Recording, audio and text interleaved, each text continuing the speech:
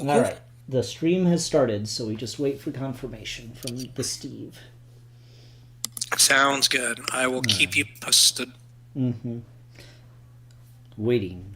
Waiting. There we are. All right. Hi, everyone. Welcome to another Building Mogo live stream. So I'm going to talk immediately about the thing that I am incredibly disappointed by. I bought a bunch of these 1x2 plates with this little foot to fill in gaps on the Mogo, and I popped out a panel to do it, and it doesn't work anymore. It won't go back on. It's because of these parts right here. It doesn't have enough room to fit for all of them. So I'm going to take two of those off, and it should now work again. Also, removing and adding panels is a lot harder than I expected it to be. Jesus. Well, it's just at such an odd angle and doesn't have a lot of support. So that's where it's going to sit for now. I don't think I'm going to go through and do them all like that, but it's just, I might, like, try putting, like, a 1x1 on one of these panel pieces and then attach it so it has a little bit more distance that it would need. But I'm not going to worry about that right now because that'll just be super tedious to go back through and try to fix for every single one of these. But that there is a plan to try to fill those gaps, but it's going to be harder than I thought, and I'm not excited about. I think it looks really good right now. I'm kind of curious though. Sorry, I had to clear my throat. I'm kind of curious though. Like, you've got that half of a hemisphere sitting there. Mm-hmm. How the whole thing is going to sit inside of the ring, and then how the other hemisphere is going to collapse on top of it. Well, so we're going to just continue what we did last time, where we're going to build the panels for the bottom hemisphere and like the inverse side of this Technic structure, and then it just it'll get some Technic beams that just thread right through and connect to this hole here, and there's a hole right through the top of the ring here. Okay. So that's how everything's going to connect down. I have another green rock to add to the top of the thing. Though the more I'm sitting on it, the more I'm thinking of if I can find a way to make another GL symbol, similar to how when Mogo creates the construct in Green Lantern the Animated Series, it all has a giant GL symbol coming out at the top of the ring. So like this concept of, instead of just building the sphere and then not building all of this, was, well, if I make it the ring, it'll be like in Green Lantern the Animated Series. But here we are. So yeah, I wanted it to kind of go like that, but I was like, so I don't know. I might at some point try making another full GL symbol, but I have not found a ton of parts that are going to be good. How's my angle on stuff? Yeah, you can see what I'm doing. This is looking good. Yeah, okay. I can see everything. All right. I can see both Lego builds that you're doing at the same time. Both Lego builds? What's the other one? Oh, the well, so you've got the Mogo, obviously, but then all the scattered pieces are obviously Planet Vegeta, right?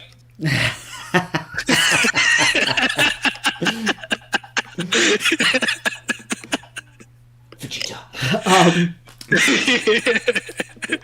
No. What color is Planet Vegeta? It's like it changes, right? Because it's like red in it does, yeah. In the OG, and then when they did Broly, they made it like purple, didn't they? Yeah, it's been like 2 or 3 different colors. I remember it really vividly as being red, but I think at one point it almost looked a little bit more like green and earthy. Yeah, that might be the Broly one then. I don't remember. Or maybe like the original Broly had it be a third color. Yeah, probably. Yeah. So there's the other set of tires that go into the core there, so that's fun. Nice. So just the oddest piece to me. I don't know. I found that so funny when it came up in the instructions. So, yeah. And now we're just going to continue this. We're going to be building the other side of this Technic skeleton to give it the support that it needs. They were there. You got to get one of those like mini influencer mics that everyone carries around, so that we can hear the snapping of the pieces like it's an ASMR video. Oh gosh, I don't like those. I watch a lot of Lego videos and they do that, and I'm just like, it doesn't sit well with me. I guess I don't know. That's interesting. It doesn't like, trigger me or anything like that. It doesn't like, oh god, I hate this, but it just doesn't. I don't see the appeal of it, particularly. Maybe it's just me. I've seen a good bit of ASMR, like Gundam builds, and like the sound thing that people identify with never soothes me. But sometimes like the editing is so clean that I get kind of entranced by that. No, that I can agree with. Like, I will find myself getting really sleepy with certain kinds of, like, not just Lego content, but, like, any kind of building content. I've gotten really into, like, Maker YouTube and stuff over the last couple of years. And, like, it's really fascinating, but it does just kind of put you into a little bit of just a, like, trance-like state and just starts putting me to sleep sometimes. For sure. Yeah. So, I don't know. Ever since we've been doing martial arts movie history month, as I'm going to bed, I'll just think about like a random fight from a movie I like, and I'll watch that, and the sounds of the fists hitting flesh and bone gets me really ready for bed. The soothing sounds of the destruction of my enemies. Yeah, man. Just fucking Jet Li kicking you in the nuts. That's a good sound to fall asleep to. I think I might have needed these for a different build at some point recently, because I was making the big Parallax build that I showed you a couple months back, and I was looking for some. Oh, hey, Matt's here. Oh, hi, Matt says ASMR Lego building when? If people really, really want it, I guess I could add another mic somehow or other, but it just doesn't seem like the logistics of it just don't seem worth it to me. Yeah, that'd probably take a little bit of research, to be honest. Yeah.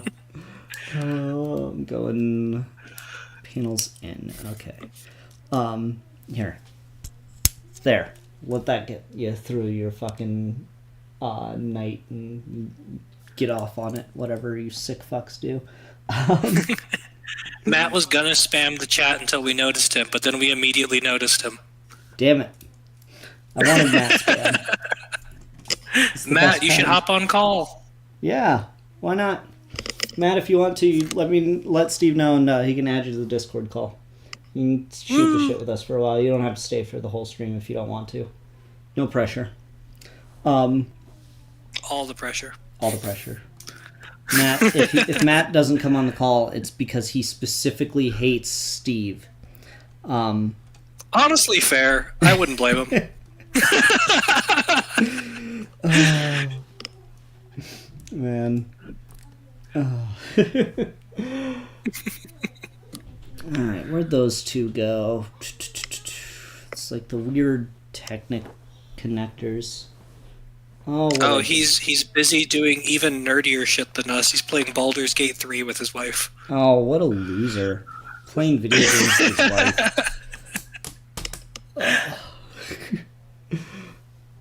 There we go.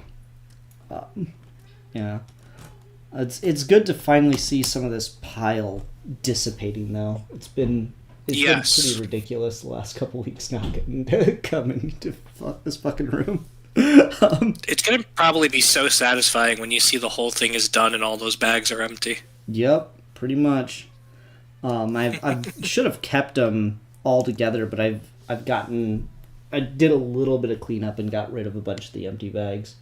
Because I was just getting so overwhelmed trying to, get through here and get stuff ready in the morning or whatever. It's driving me a little crazy. I usually do keep it a mess, but I try to clean up like at least once a week. And just, God, it's just been awful. It's a good thing you don't have like a dog or something that would have like messed up the pieces even more. Oh no, I do. I have 2 children. Oh, that's true.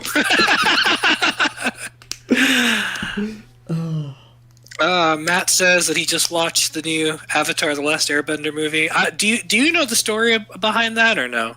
It got leaked, right? Yeah, it got leaked. Someone at Paramount sent the full movie as an email attachment to somebody, and the whole thing got leaked. That's hilarious.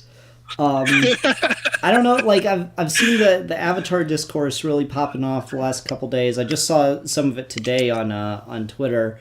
People are like sitting there debating if Bolin and Korra lava bending is the same as Toph in Avatar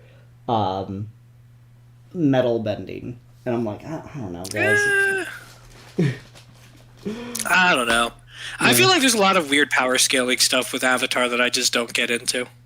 Yeah, well, it's just more like the cheapness of it in the moment, and people, I think, just want a reason to hate Korra. That's different than the reason that I hate Korra. I was gonna say, it does a pretty good job of making me hate it itself. I don't need more reasons. God, I've never disliked something more than by the time I got to started the final season of Korra. I just gave up on it. I didn't even have the interest to like just finish it, even though I was that close. I was talking to Matt about Legend of Korra the other day, and the big thing for me is that it actually reminds me a little bit of Justice League Unlimited, where it's a show that wants to be so much more mature than its predecessor, but every conceivable conclusion they have to every story they tell is the most oversimplified shit ever, and it undercuts everything that they were trying to do for the whole season. No, but tell me how you really feel. But like, like you watch Justice League Unlimited, you have all these great machinations with President Luthor, and then Brainiac fight. Yep, that's how that ends.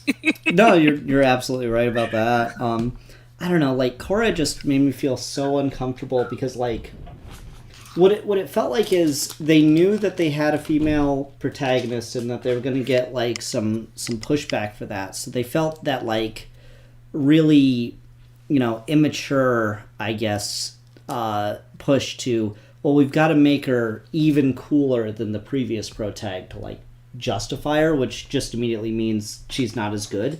And then in doing so, they keep like pushing the character through more and more and more to the point where like what's the scene? It's in season 3 where she's getting like tortured into the Avatar state and stuff, and I'm like, yeah. It just felt so uncomfortable. I'm like, I'm just watching torture porn at this point. And like she comes through it and it's a decent finale to season 3.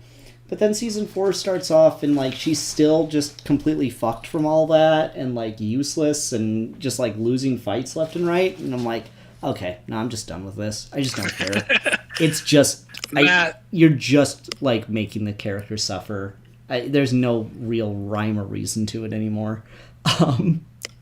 Matt says, I don't know, man. I love the misery porn. That is the ending of Korra season 3, but I low-key defend the show to a degree. Some of it is just awful. I'm like, yeah, I agree. The torture porn stuff bothers me less. I think it's more just like, if you're gonna do it, you gotta be able to tell a story that deals with it properly, and I just don't think Korra ever does. Mm-hmm. It's always trying to be more mature than it's actually capable of being. I like Korra's like arc overall. Like, I like the idea of what she's supposed to be going through over the course of the series, especially as like a mirror to Aang. But a lot of the individual steps to get her there, I feel like, are just lazy. I would tend to agree. I liked her a lot at the start. Like, the fact that her introduction is, I'm the Avatar, get used to it. I thought that was cool. Yeah. Yeah. But then just, like, the progressively, like, humbling her over and over again. And just, I don't know, it really just did not sit well with me. That one bothered the crap out of me, for sure. I don't know. I haven't really run into many other people that have this issue, but I also felt like the sliding timeline between the original series and Korra, I feel like they just went too far too quick. Like, they got so deep into steampunk world in Legend of Korra that it just felt like they lost a little bit of the traditionalist charm of the show. You know what, for me, that did it is it's just the fact that like the villain from season 1 is like the richest person in like any fictional verse ever, I think, just completely by happenstance of needing to justify shit. Because like he makes that whole army of mechs so that like the metal's too pure to metal bend, but he makes them out of platinum. So that to get the metal to be that pure, it needs to be pure platinum. And like, I'm just sitting there thinking about the logistics of it. I'm like, this is the most expensive metal like you could possibly get. That's a good point. I forgot about that. It's like if Lex Luthor made a whole fucking kryptonite army or some shit. I don't know. Like there's just no other way to like really conceptualize that. Just a whole army of like mechanized platinum warriors. I'm just like, how would you do it? One of the things I did like about Korra was I like that all of Aang's kids turn out terrible because he was a shitty dad. And he just I thought that only cared about the airbending. I thought that was cool. I mean, that seemed like reasonable, and I think that's probably one of the things that people like dislike about the show, but for the wrong reasons, if that makes sense. Yeah. Yeah, for sure. Yeah, like that's just one of the things. Like, you know, take the character that was, you know, popular and loved from the first season, from the original thing, time skip, make them a bad parent. That's a strong creative choice because it like fundamentally starts to break some of your like preconceived notions of the characters, but also it's a choice that's clearly gonna like piss people off. But also, if you're gonna do that, you still have to like make it good. Yeah, one of the things I really liked about that particular plot point was Tenzin, since he was the son that Aang cared about, he was the one that didn't notice. Mm-hmm. So like when his siblings come in, they have to essentially explain to him that Aang was a shitty dad because Tenzin was his favorite, so why would he ever think that? Yeah, no, 100%. I think that works. I think that makes sense. Yeah. I don't know. I like the villains. Big agree. I'm sorry, what? Matt says big agree. To what? To what we were just talking about. Yeah. I like Tenzin quite a bit. I think my favorite thing from Korra was the villains, though. Like, torture porn aside, the fact that, like, the one guy is the best airbender in the entire, like, verse, bar none. Like, not even Aang fucking flew. And when he like airbends the Earth Queen and shit and like suffocates her, I'm like, okay, that was pretty cool. Yeah, I like the villains all when they start. I just feel like by the end they kind of have to do the Killmongery thing of like all the villains start to make too much sense, so we have to make them insane and less reasonable now. Mm-hmm. Yeah, that's an interesting trope when like the villain's too reasonable, and so you have to like they're too relatable. Fuck! I accidentally made them the hero of this. What do I do? Matt, in reference to the best airbender of all time, says Zahir is cool. So yes, agree. Zahir is very cool. Yeah. He's just fucking broken. Like the reveal for him flying is so sick. I cannot put past it. 100%. Yeah. Oh, God. That moment fucking rocked. No lie. As much as I didn't like Legend of Korra overall, one thing that is really nice about it is that it feels like such a different flavor than the original series. So, like, if there are things that happen in that series that you don't like, or things that feel like it breaks the universe for you, it's really easy to divorce it from the original series because they're in certain respects they almost feel like two different genres of television.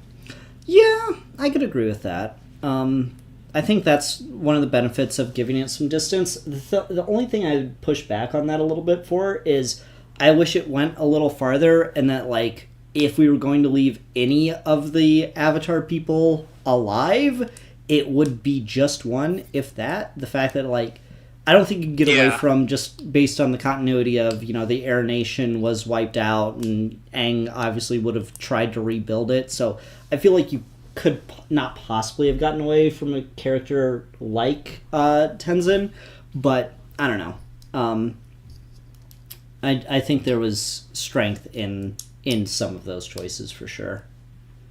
Yeah, it did feel a bridge too far that, like, Zuko shows up, Iroh shows up in the afterlife, Toph shows up, Katara's in the beginning. It does sort of feel like they try to rope those characters in more than they needed to. Yeah, like, especially because Aang is already dead and Korra's already a teenager. Yeah, that's my thing. Like, they should have just left left those characters out of it. It should have been like tangential, especially because like fucking Aang gets to show up in it, right? In like those Avatar state scenes. Yeah. So like, just what are we doing here? Yeah, I know. It's a little rough in that way. I think one thing that the original Avatar series handles much better than Korra is it knows what to do with its ensemble cast a lot more. Everyone is going on their own arc. Every episode has just enough time for everybody to get through what they're dealing with. When you think about, like, in season 1, Zuko and Iroh have that rivalry with that other Fire Nation general guy who's a dick, and that gets to come to a head at the end of one season. Or, like, Aang slowly coming to try and ask Katara out, and that not working, or like Aang's relationship to Boomy. Like, there's a lot of stuff in that show that they're juggling, but they do it a lot more gracefully than I think Korra does, where that show just has way too many characters, and all of them, with the exception of Korra herself and the villains, I feel like are just really annoying. Yeah, I think Zuko gets too much screen time. Or not Zuko, Sokka gets way too much screen time. Sokka? Yeah. Yeah, he's an acquired taste. I like Sokka. Yeah, he's got a boomerang. It's cool. The boomerang is very neat. I think sometimes his comedic bits can go a little too far, but I do really like Sokka. He's probably like my third favorite character in that show. Yeah, I don't know. He kind of wore thin on me, and like, funny enough, he's the only one that doesn't get more than just a cameo in Korra. I was wondered about that. That seemed like a weirdly pointed choice. Oh. Yeah. Matt is very curious what we're going to think about the new movie. It's not out officially yet. I kind of figured with the big leak and the fact that it wasn't going to go in theaters that Paramount would just like up and release it early. Because at this point, what does it matter? I don't know. They're people are pretty pissed about it, that like work at the studio, that it got leaked. I imagine someone got fired if, like you said, it just came in a fucking email. Yeah. I mean, who knows what the full story is about at this point? But I mean, Paramount's been a shit show for years, so I guess it's not surprising. Yeah, I don't know. Paramount, is the WB deal like finalized? I haven't been paying attention to that. With not technically, but there's nothing at this point that seems like is going to stop it. It's just because it's such a massive merger, it's going to take a while. Okay, that's wild. So is Gunn like officially out already? Is he like already walked away?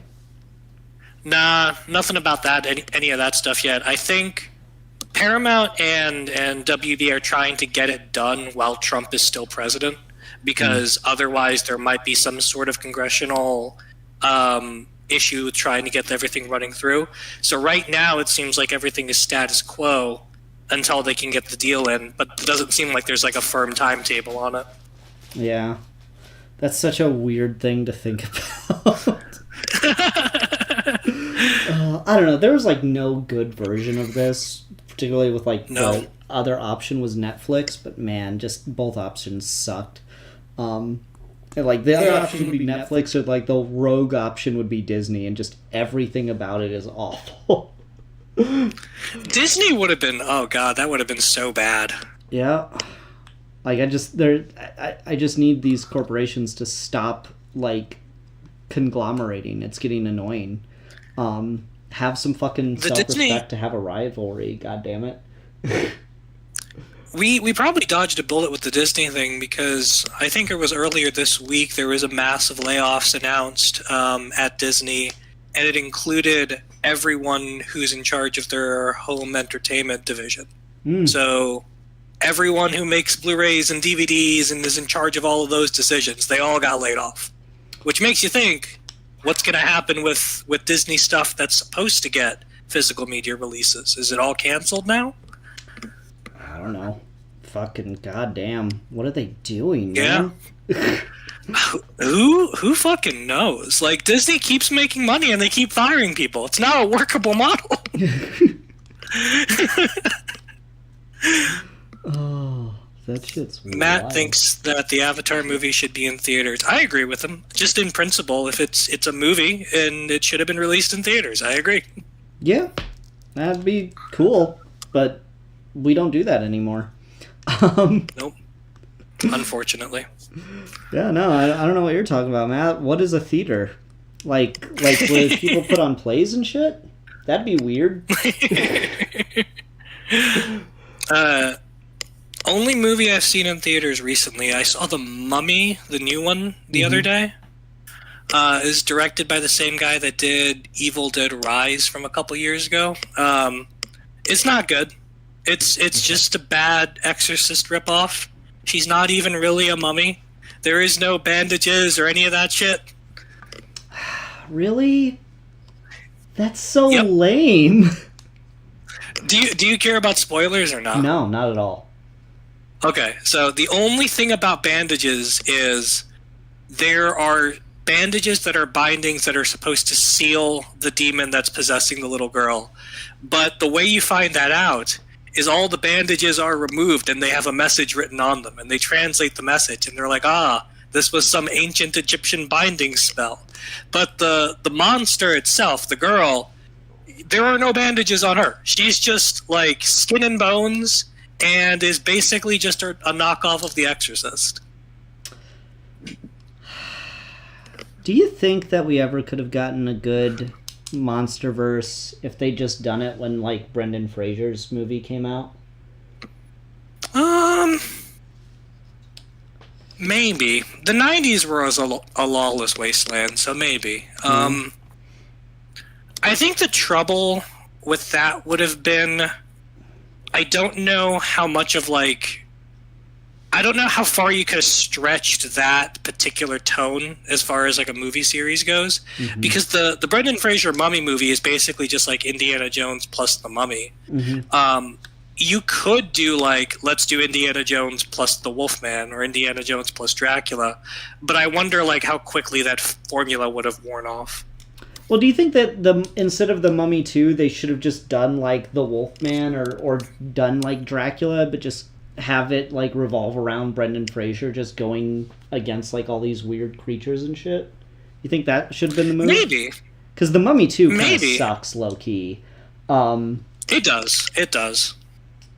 Yeah, I mean, if they had the balls to try and do something different instead of just repeating the first movie, having him go against like the Wolfman or the Invisible Man or something would have been fun. Brendan Fraser at that point was also kind of like a star on the rise, so like you probably could have gotten away with selling a lot more movies of just Brendan Fraser, the action star, except instead of him being in like gunfight movies, he's fighting supernatural monsters. Yeah, because like I know those movies are such a weird thing for his career because they like obviously made it in so many ways, but also like ruined him physically. He got injured so much on the sets of those movies that like he couldn't act for long stretches after. So I don't know. It's just such a weird like what if of movie industry because they tried kind of to follow up. It's all the same people that like worked on The Mummy, that worked on Van Helsing. And that's trying to match that tone and be that like fun blend of adventure and like scares. Yeah, it would have been interesting if instead of making like the Mummy 2 or the Scorpion King or any of that, if you could have just turned it into some kind of supernatural monster of the week kind of franchise. And you wouldn't even necessarily have had to go into the Universal monsters. you could have just done more stuff about with other creepy monster myths here and there throughout history if you didn't want to lean into like those big Wolfman, Dracula, Invisible Man stuff. Well, I think they wanted to. I think that was the appeal. Because like I think the thing I remember hearing at some point was the idea would be for like Van Helsing to meet Brendan Fraser's character at some point. Oh, interesting. Yeah, and that just never really happened for whatever reason.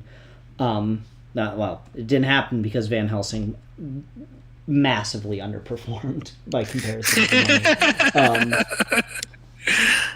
But yeah, I don't know. Yeah, it's an interesting. It would have been it would have been a fun, different universe. I know the Mummy movie was successful enough that it even had like a Saturday morning cartoon there for a minute. It did. So like people would have turned up. At all. Yeah, there was a Mummy cartoon. It was pretty awesome. Wow, that's crazy. I don't think I'd ever heard of that one. I don't think it lasted very long, but I remember it used to air on Kids WB back in the day. But I do remember that show was really poorly animated. In that early 2000s style. It revolved around like the kid of Brendan Fraser, and he got like this gauntlet thing that gave him superpowers, and the mummy was after it. It was a very strange show. Man, they just brought the fucking mummy back too many times. I know it was only twice, but it's funny, we're doing martial arts month because they try to do like a new mummy with the Dragon Emperor, and that's just not good either. Oh, man, all right, let's take the mummy is a weird one. Quick break since I got the panels made now, 4 panels made. So there's nice. What the bottom hemisphere is going to look like right on the main view, and I liked the way that I could do like this like tapered landmass for top to bottom for that part. So I thought that was cool. You just powered through that, Jesus. Yeah, I mean, once I kind of figured out that I'm just repeating a lot of these steps, it actually becomes quite a bit easier. Because like previously I'd make one and then go through and start it all over again and make the second, and so once I realized it is saying just do 2 of these, so I'm just listening to the instructions. How does it feel like stability wise? Is it pretty stable? I mean, it's it's not coming apart or anything. The panels are the weakest connection, but if they come off, you just figure out where they go, put them back on, so it shouldn't be too bad. Fair, yeah. But like the Technic core is there. It's doing Technic things. If you ever have to pull a single Technic pin out of a brick, you kind of get why it's such a strong connection and strong building system that like I have memories of Bionicle things where I'm like, well, that's never coming out of there. Yeah, good times. Yeah. How hard of a Bionicle kid were you, Steve? I was pretty hardcore. The whole first generation, I know I had all of them. I had the whole second generation of them, and the movies I know I owned, I think, on VHS. But when the movies premiered on TV, I also had bootlegs of the movies that I had recorded from their television broadcasts. Nice. Now, did you have any of the villains from the first wave? Because that was like the thing that divided the men from the boys. The men being the people that could afford it, because the villains were stupid expensive. That was the thing, is like all the heroes were super cheap. All the villains were in like bigger box sets, and I could not afford any of those. Yeah, the first wave villains, because they sold them in pairs, and none of them were reasonably affordable. I had the 2 most expensive ones because my dad loved me. Hell yeah. Matt is also apparently a Bionicles kid. He said he loves the first 2 gens and the Mask of Light movie, and he also played the video game. I don't remember the video game super well. Matt, are you aware, and Steve, by extension, are you aware of the Bionicle fan game that got shut down by Lego recently? There's a fan game? Yeah, someone tried to make a new Bionicle like platformer fan game, and they were doing it like in Unreal Engine, so it looks super fucking clean. And it got too popular too quick and got shut down. Oh no! Yep. Lego sent them a cease and desist, and they didn't really even want people playing it yet. There were just a couple of like beta test or copies out, and one of the people that was doing beta tests got pissed and just released the beta unprovoked or unprompted. Released the beta test, and like, the people making the game were like, "No, the project got shut down, guys. Please just stop playing this. Just don't even play it. Like, we don't even want, because then they know what's gonna come, as everyone's saying, God, this is so perfect, da, da, da, da, da, and they're just gonna get harassed for years to finish it, even though they like can't now." Dang, that's rough. Yep, it sucks when that shit happens, but it is what it is. Fan projects are always such a mess. Yeah, I mean, it's the risk you run when you do any kind of fan series thing where at any point it could get shut down. Mm-hmm. I still think that's what happened to the Joker blogs, because they just went, like, radio silent after a certain point. I think they got hit with a cease and desist. Honestly, it's probably likely. I remember there was another really big fan film site that like similarly ran into copyright trouble, specifically with DC stuff, and they just stopped making DC stuff. See, which is so weird to me, because like you have these, fan films that, maybe they raised a little bit of money to make their next film or whatever, and it's anyone's guess of how much profit there is in actually running a Kickstarter, like before production and yada yada.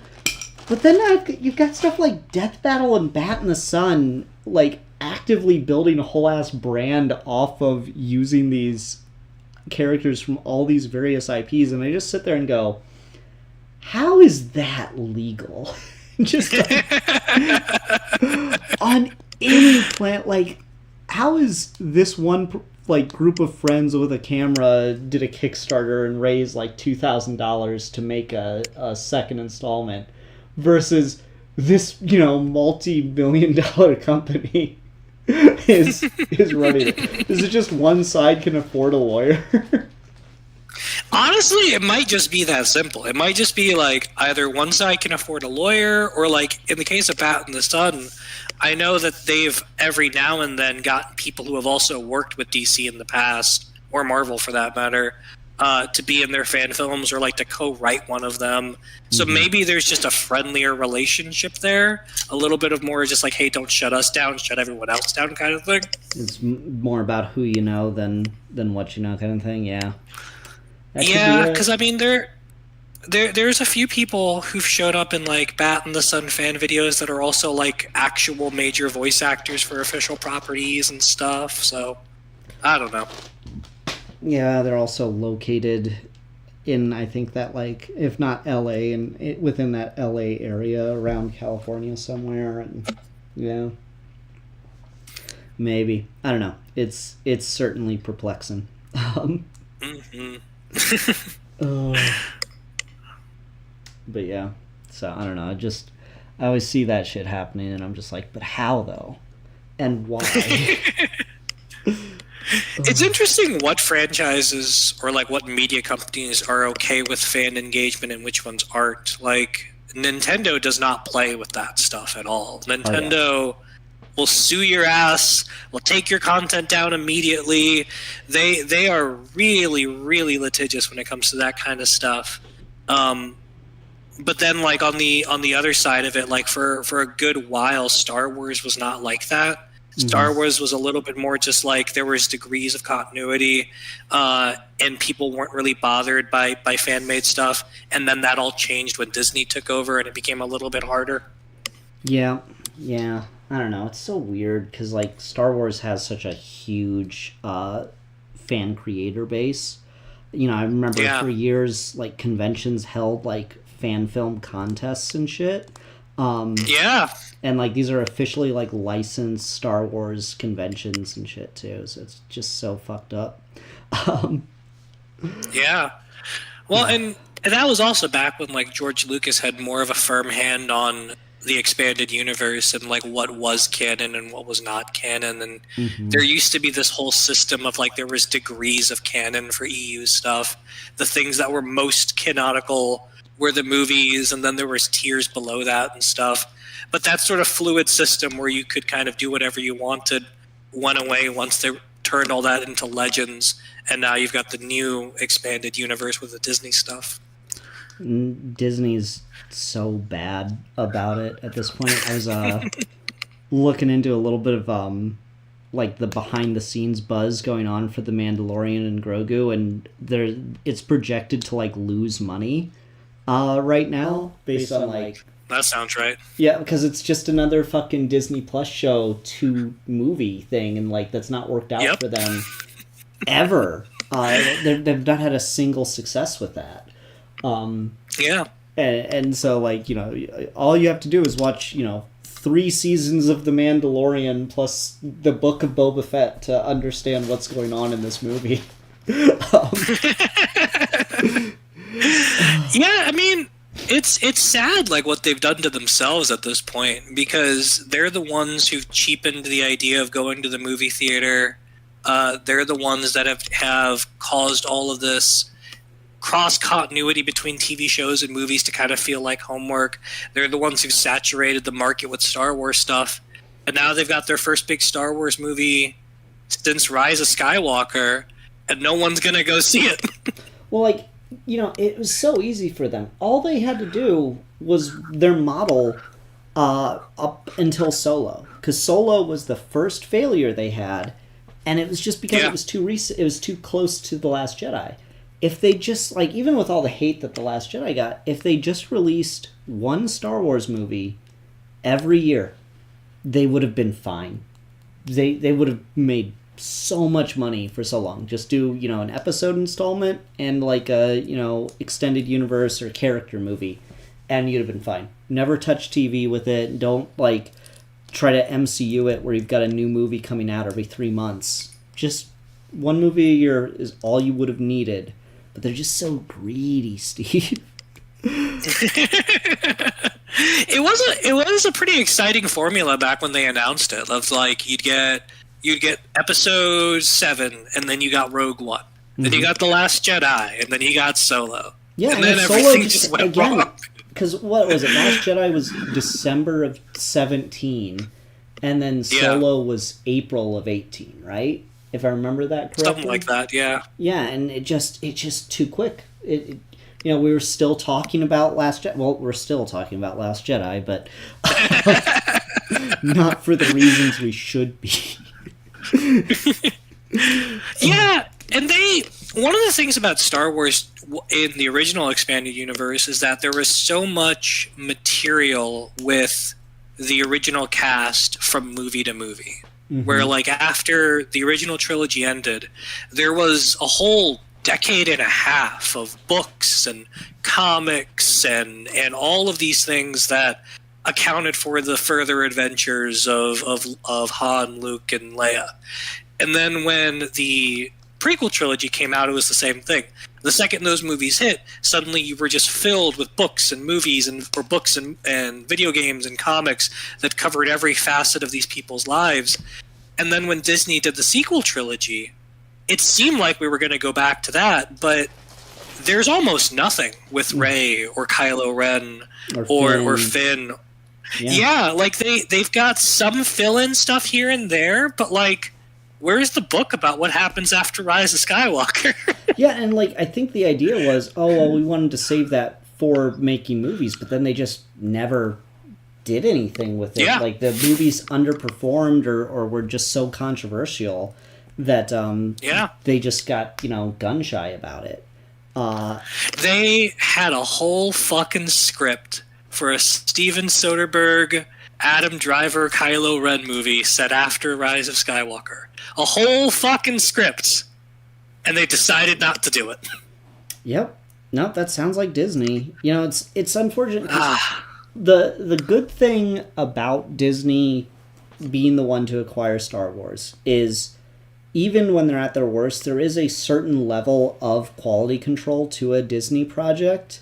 Not necessarily that that's always a good thing, but you wouldn't get like the same kind of mess that you got out of like, you know, a Zack Snyder DCEU movie.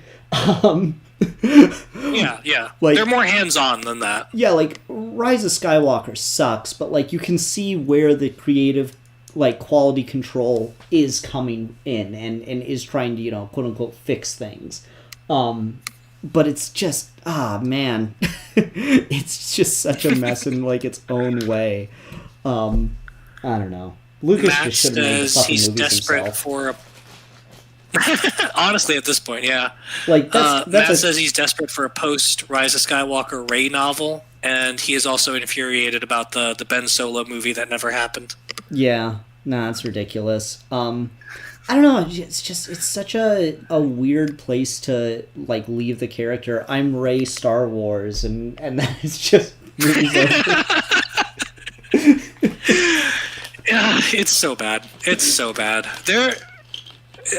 At this point, like I don't have much love for Star Wars, even like the old stuff anymore, because Rise of Skywalker left such a bad taste in my mouth.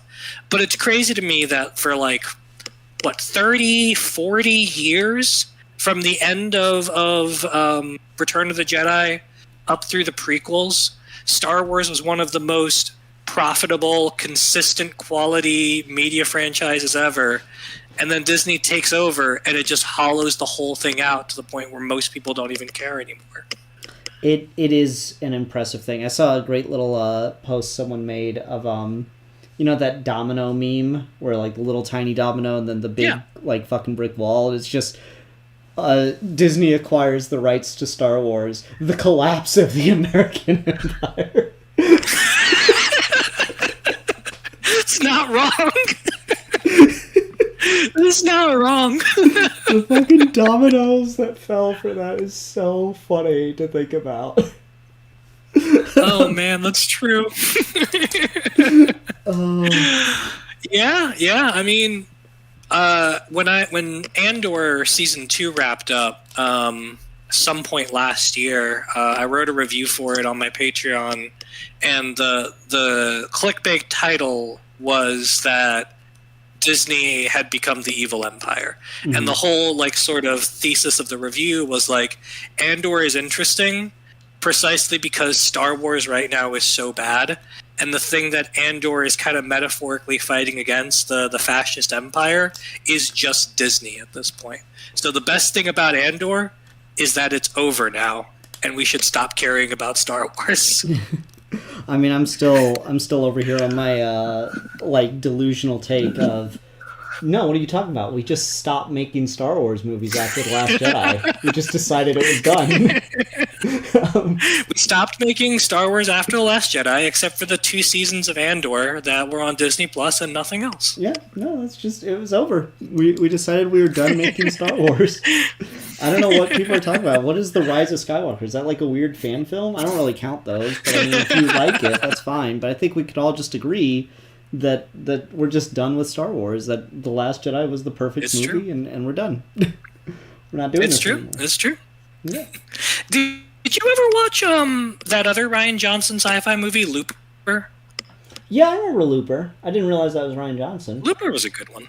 Yeah. Yeah, I think it was... It might have been a couple years before Last Jedi. I don't remember exactly. I want to say it's like Joseph Gordon-Levitt, Bruce Willis. Might be 2013. Something like that, yeah. Yeah. It's a really good one, though. I remember really liking that movie. Yeah, it's a weird one. The thing I remember more than Looper is the fucking College Humor bit about Looper. Oh. Where it just he shows up and they just like realize it's him from the future, and they just like both immediately start trying to take their pants off. And it's like, yeah, I can't wait. I'm gonna get my dick sucked. And he goes, what the fuck are you talking about? It's like, what? This was always the dream, to work as a, you know, time travel assassin in order to meet myself and then suck my own dick. Yes, exactly. Yeah, you were the one that was going to suck a dick. Like, listen, kid, I didn't travel back in time 50 years to suck a dick. It's so good. I love that. Oh. Wait, did I fuck up? No, I'm just on the wrong side. Okay. Never. Okay. Yeah. Oh. I didn't travel back in time 50 years to suck a dick. I think it's just going to live rent-free in my head forever. That's a good one. I dig that. Oh, man. So I've been watching the Lone Wolf and Cub movies. I think I was telling you about those a couple weeks ago. I just got through the fourth one. And there's a bit in the fourth one early on where the cub, the kid, gets separated from his lone wolf assassin dad, and he's just like roaming the countryside. And he runs into another mercenary swordsman samurai. And the guy's really surprised to just see like a kid wandering by himself.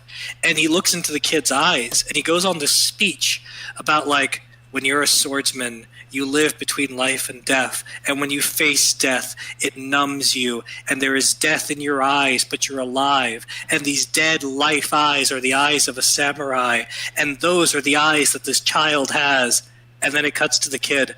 And it's just the cutest, happiest child of all time. And then it cuts back to the samurai. He's like, yes, dead life eyes. When the writer doesn't consider the fact that he has to work with actors and isn't writing a novel. It's pretty fucking funny. They're genuinely really good movies, but there's moments here and there of just like, oh yeah, they made these movies on no money. Yeah. No, well, like there is just a luxury that I think novel writers don't realize they have, and you can always like spot when someone who is used to writing just strictly prose tries to make the jump to scripting.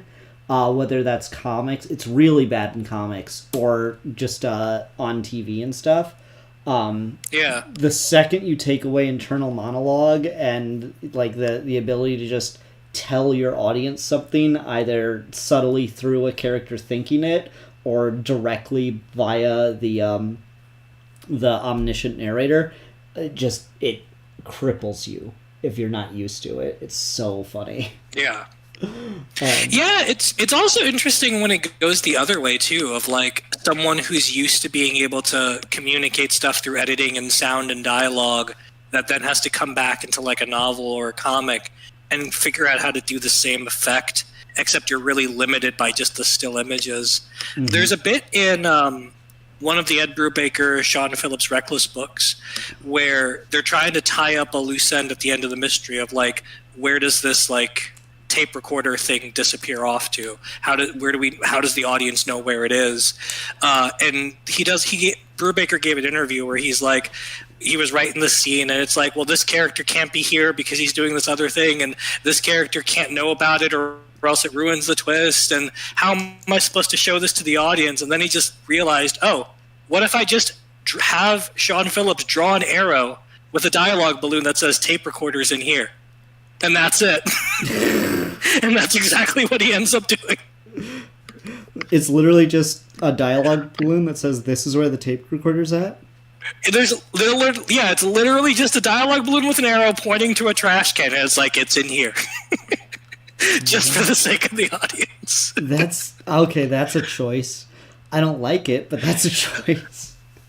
It's pretty. You don't notice it as much in comic form because there's always an internal monologue that's retroactive. So you're always listening to Ethan narrate the events of the story. It's not a thing that in the moment you question because you're always in that reminisce mode of like, oh, this dialogue balloon pointing to the trash can is here because Ethan's telling me the story and I know it's here. But when you're drawing the scene in the past, there's no character to give you that information.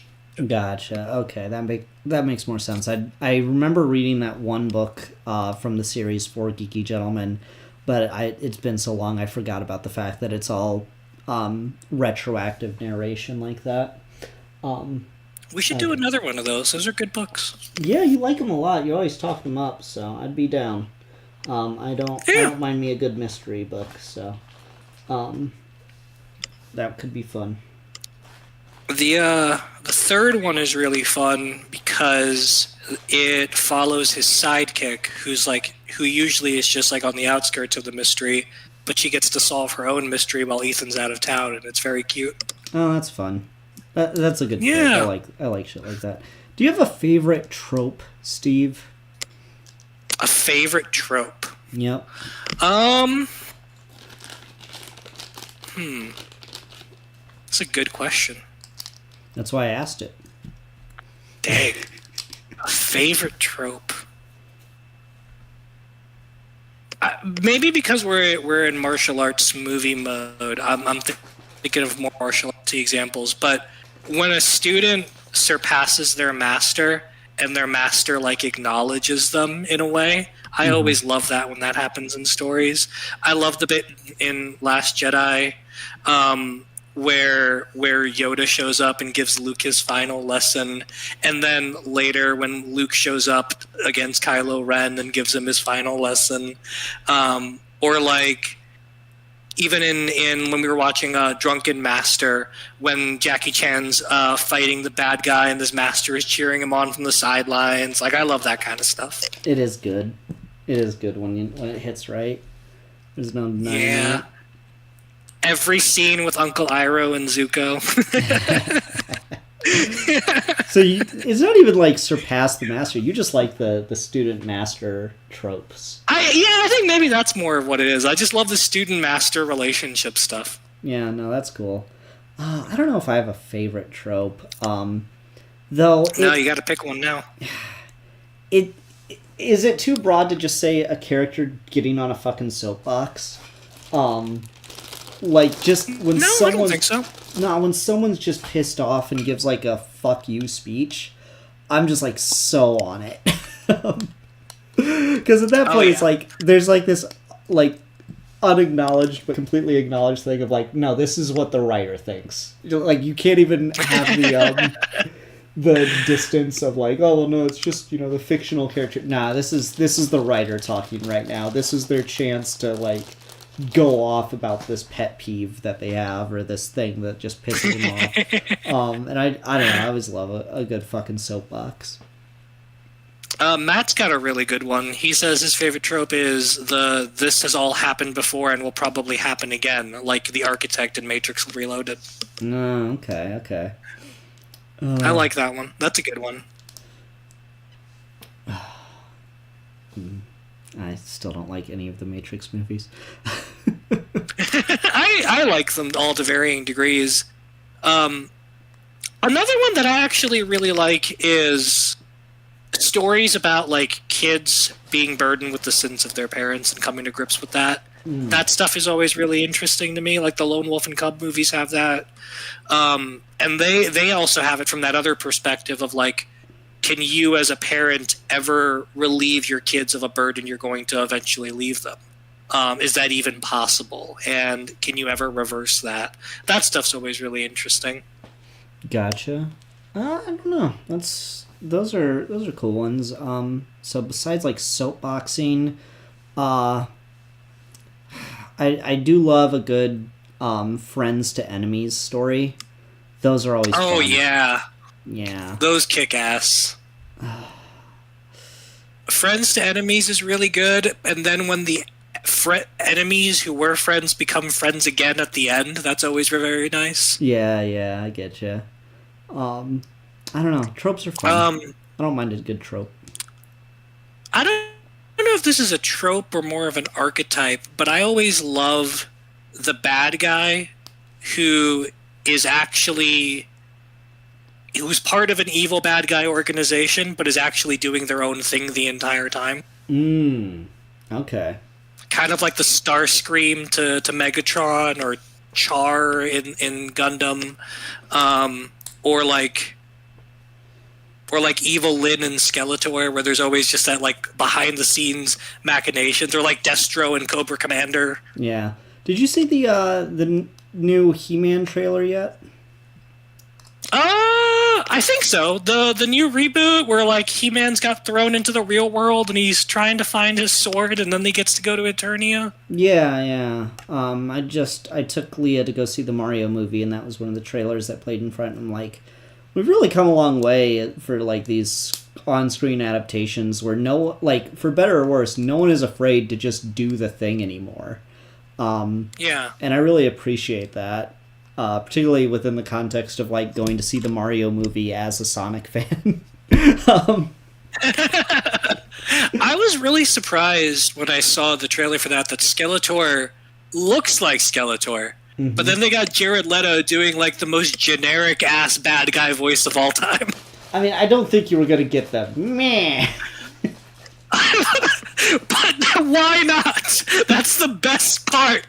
It just reminds me of this fucking comic dub I saw years ago now, where it was Jesus on the mound talking to the people.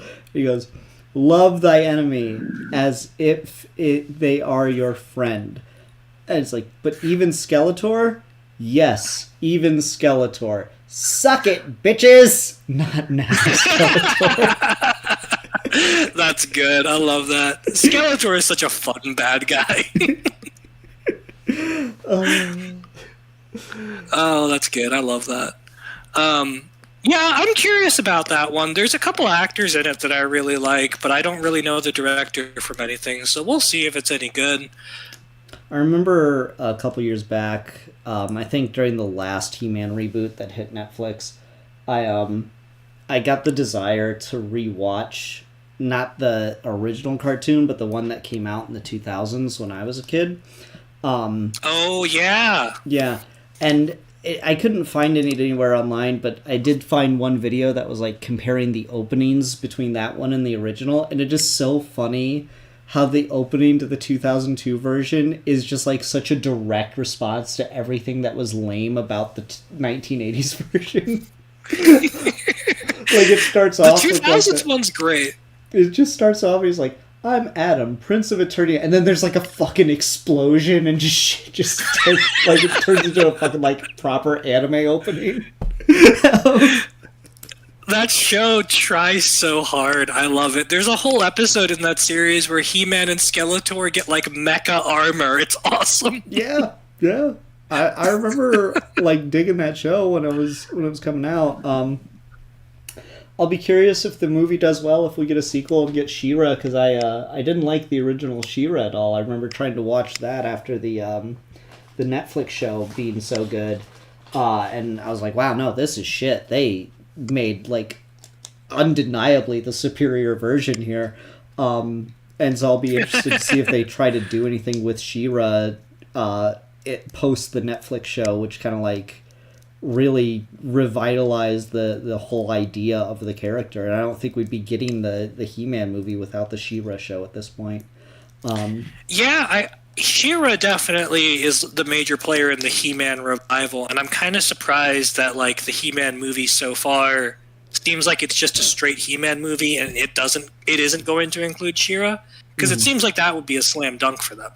I mean, it's one of those things where like I don't know if Noel, I think they're going by now, previously Noel Stevenson, would be involved. Last I saw, they got really pissed at Netflix for taking She-Ra off and not giving it any physical release and just low-key told people to go pirate it. So I don't know, like, they might be kind of toxic to studios right now for that move. I don't know.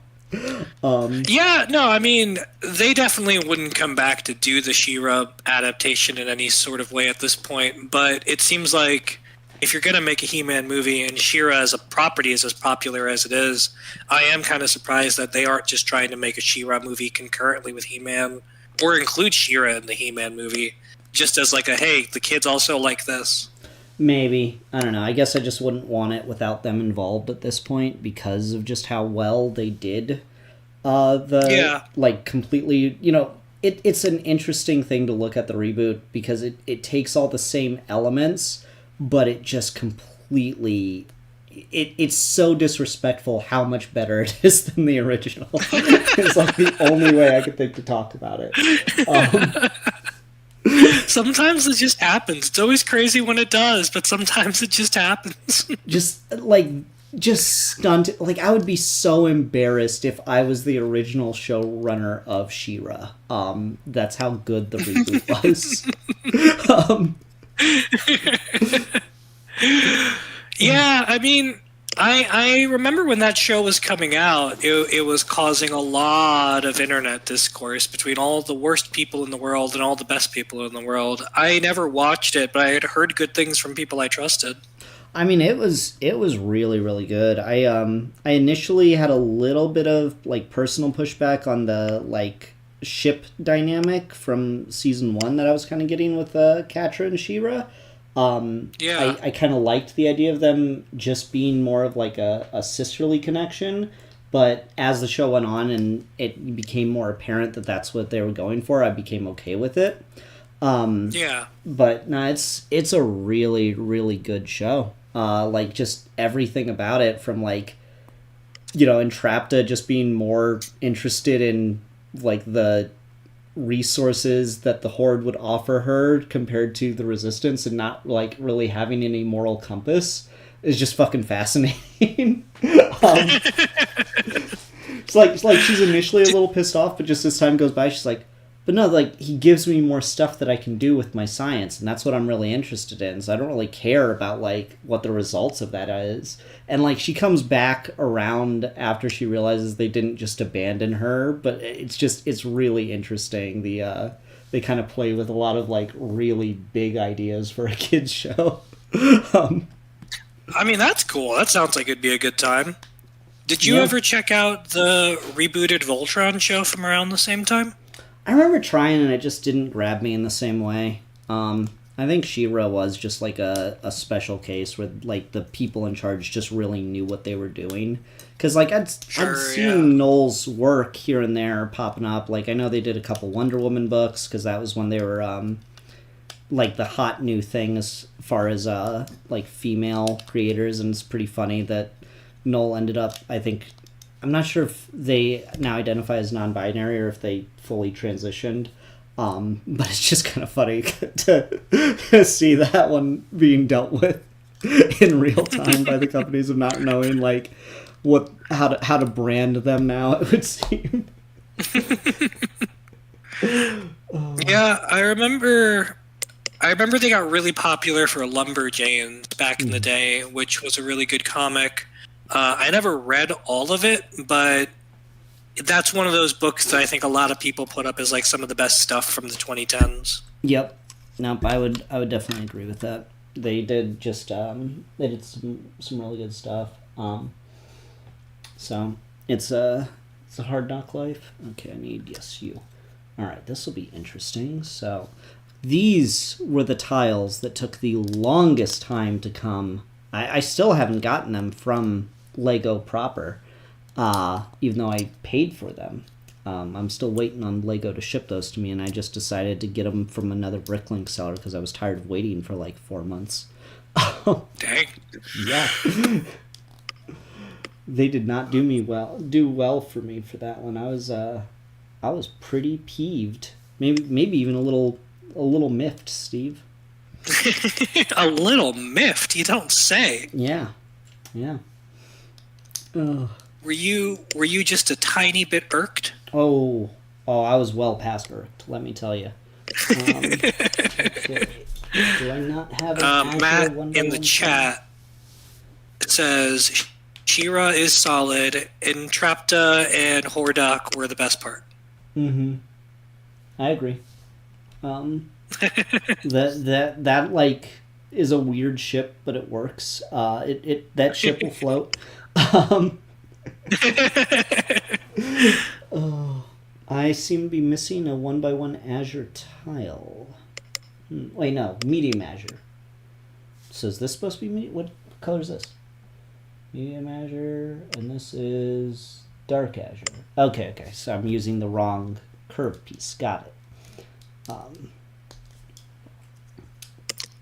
So I have a medium Azure 1x1 tile, but not a dark Azure.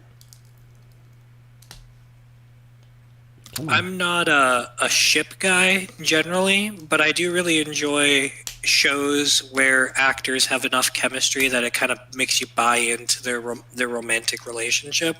I started watching ER recently, and the actress that plays River Song is actually in the show for a season. Oh, that's fun. So she's really fun in that show. She plays a surgeon from the UK, and because she's from the UK, she says everything in a funny way, and people always comment on it. And the no nonsense, heart of stone, really hard to get along with black guy surgeon who doesn't like anybody and is in his own little bubble has started to develop a rapport with her, and it's so fucking adorable.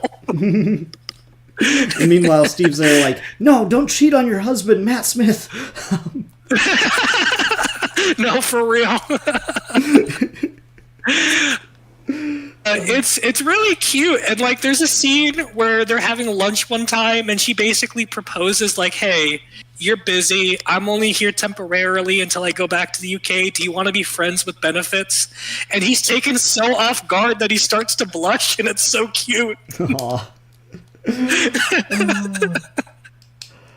I like that. Yeah, she has such a weird energy that like she always seems to get cast in like these really not what's the word I want, like overly like incredibly confident sexualized woman roles. It's fascinating for her.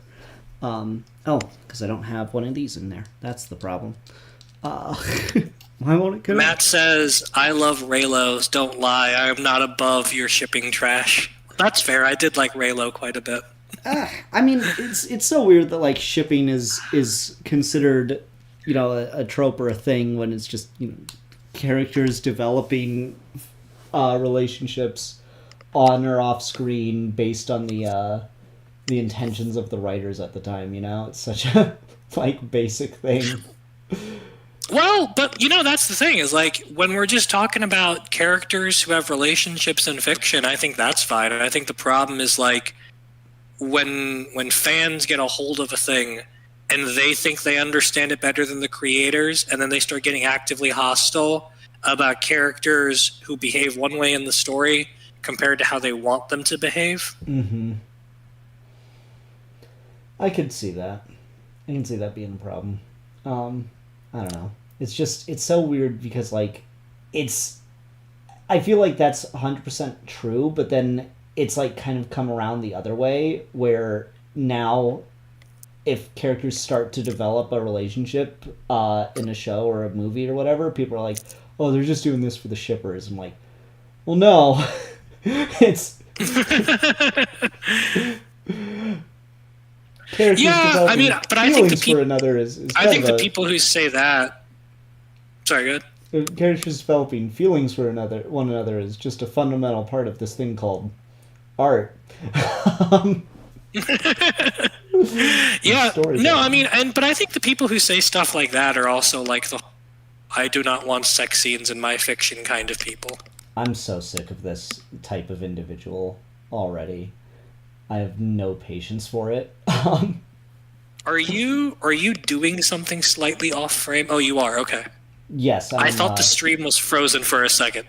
No, I am getting rid of a bunch of pieces that are obstructing my view of the backside from the room. Oh, okay.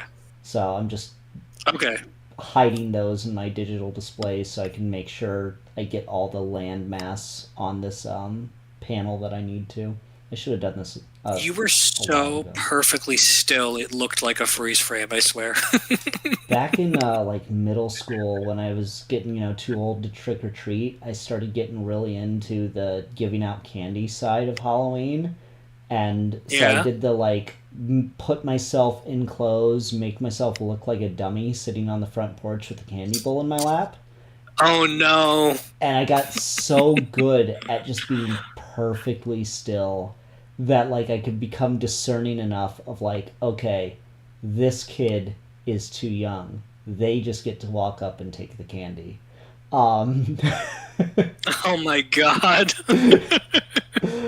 Like one year we That's filmed great. it. My friend Justin and I filmed it one year, and he's like just in the bushes with the camera, trying to like also not be noticed, but like he's just as kids are like running away, screaming. He's just like, "Dude, you are so fucking still. I have no idea how you're doing it." That's so funny. Yeah, no, but I committed to that hard. Like I would because I'd seen it done so many times that I like kind of knew the best way to do it. So like I, have a couple like actual dummies strewn out on the yard where you could like see newspaper stuffing coming out of the clothes that they were made out of. And to like really sell the bit, I would put newspaper stuffing up my own sleeves so that you'd see newspaper coming out of my real sleeves. And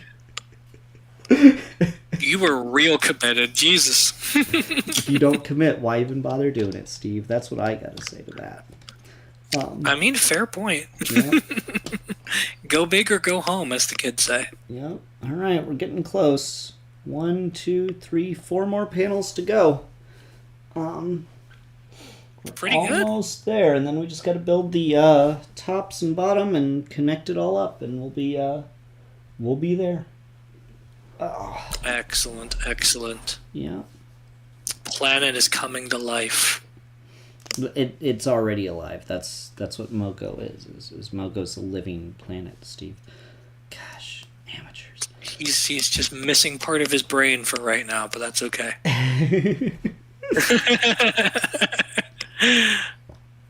Here's another instance of the blue pieces are going last because I wasn't sure if I would need these for anything else.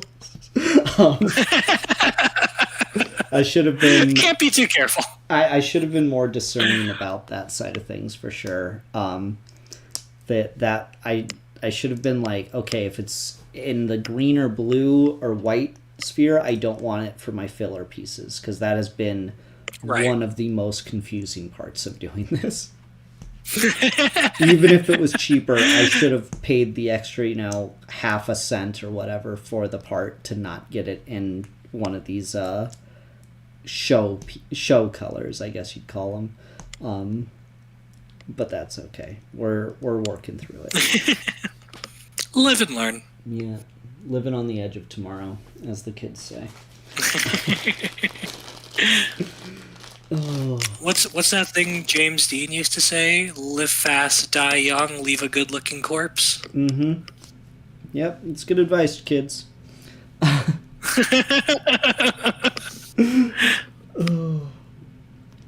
Man, it's funny. Oh.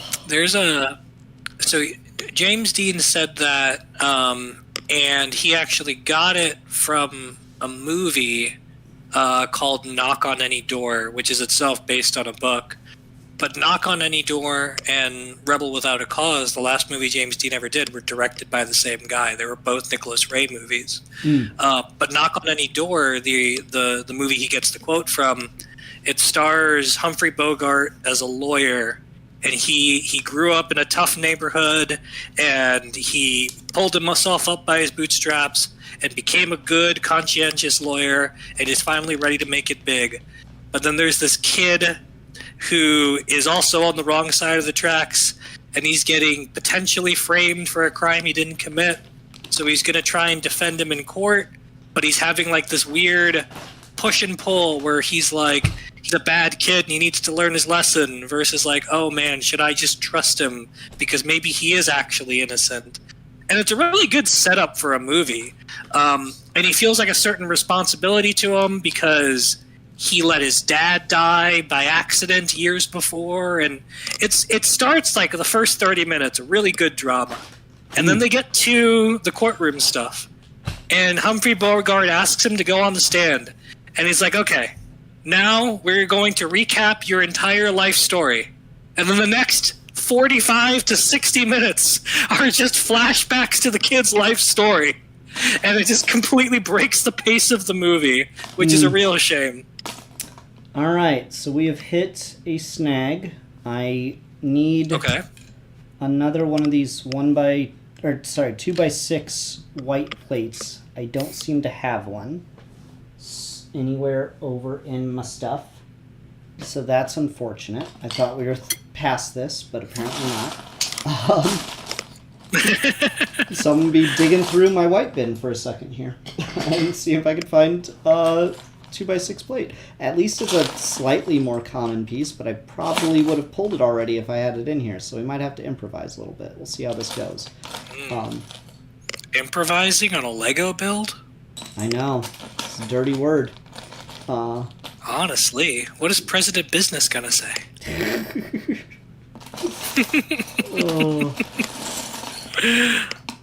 Long, big old white panels. I would take two 1x6s if I could get them. Lego gods, please hear my prayer. Ares, give me the 2x6 Lego plate, and my life is yours. There's a 2x3. I could do two 2x3s. That wouldn't be too bad. I could live with that. Once the God of War grants you your wish, your skin is going to be dyed with the ashes of plastic Lego pieces. Oh no, that doesn't sound good. Or healthy. All the microplastics. We'll take two 2x3s for now. I don't know if I'll need to justify going back to this. It should actually work where it's got enough support that I don't have to worry about it. I could probably live with that. It's also it'll be all right. Not near the front display. I think I'm going to be fine. Hopefully I don't need any more, but I think we're wrapping up because I don't have any more of these guys either. So I think these are the last two of this type of panel. So we might run into a couple more instances like that where I start going, shit, I'm just like one extra piece shy on this or something if the catalog didn't quite fill correctly. I don't know. We'll see what happens.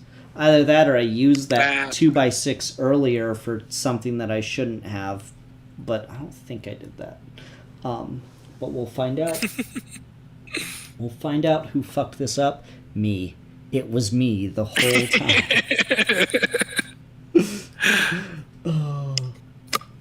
I remember one day I was working with one of the girls at my job, and she was just like, well, I'll just go fuck myself, I guess. I'm like, yeah, good, please. That would be great. And she's like, well, damn. Are you like the president of the I Hate Racial Club? I'm like, yeah, we have meetings every Tuesday. And she's like, oh, well, can I join? That bitch ruined my life.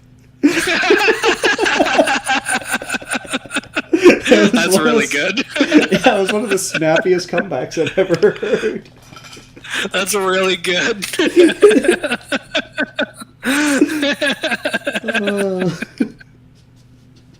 Damn, that's some Bugs Bunny quick-wittedness.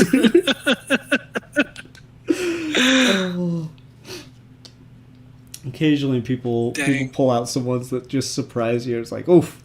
You can't even be mad because it's so good. Yeah, no. I remember at one point in like all the way back in elementary school, there were some kids making fun of me, and like legitimately the stuff they were saying was just so funny that I just started laughing, and they just didn't know what to do with that. It's just so. It's like, no, like that was actually pretty good. You actually made me laugh with that joke. Good one. And they're just like, you're fucking stupid. You're laughing at yourself. I'm like, I guess, but I mean, maybe you can do something with this. I don't know. When I was in middle school, everyone would say like the weirdest, most violent insults that had to do with dicks, because in middle school all the boys were just obsessed with dicks for whatever reason. Mm-hmm. And there was this one kid who was like, Steve, I'm going to cut your fake dick off. And I was just like, okay, but what about my real one? Yeah. And he just didn't know what to do with that.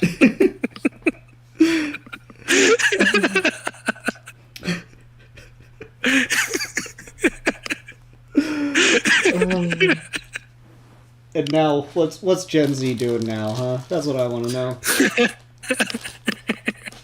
This is why they're all so soft. They weren't getting bullied about their dicks in middle school. Yeah, no, they're like, I'll cut your non-binary fucking genitalia off. Just doesn't hit the same, does it? No, it really doesn't. Did you ever watch? Did you ever watch 21 Jump Street? No. Oh, there's a good bit in that movie where Channing Tatum and Jonah Hill go undercover, but Channing Tatum is trying to be like the cool guy, so he's got like his backpack on, but he's only slung it over one shoulder instead of two.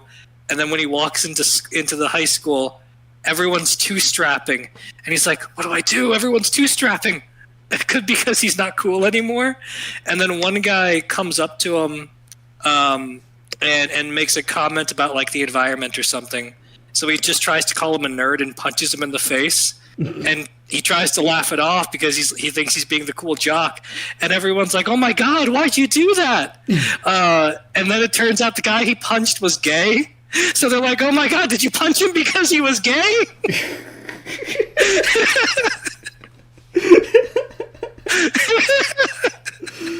Oh, that's funny.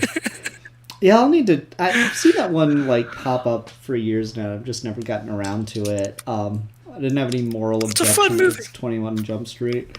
What was the age gap supposed to be? Because like I feel like, you know, obviously the youth culture shifts, but wasn't he supposed to just be like 22 or something?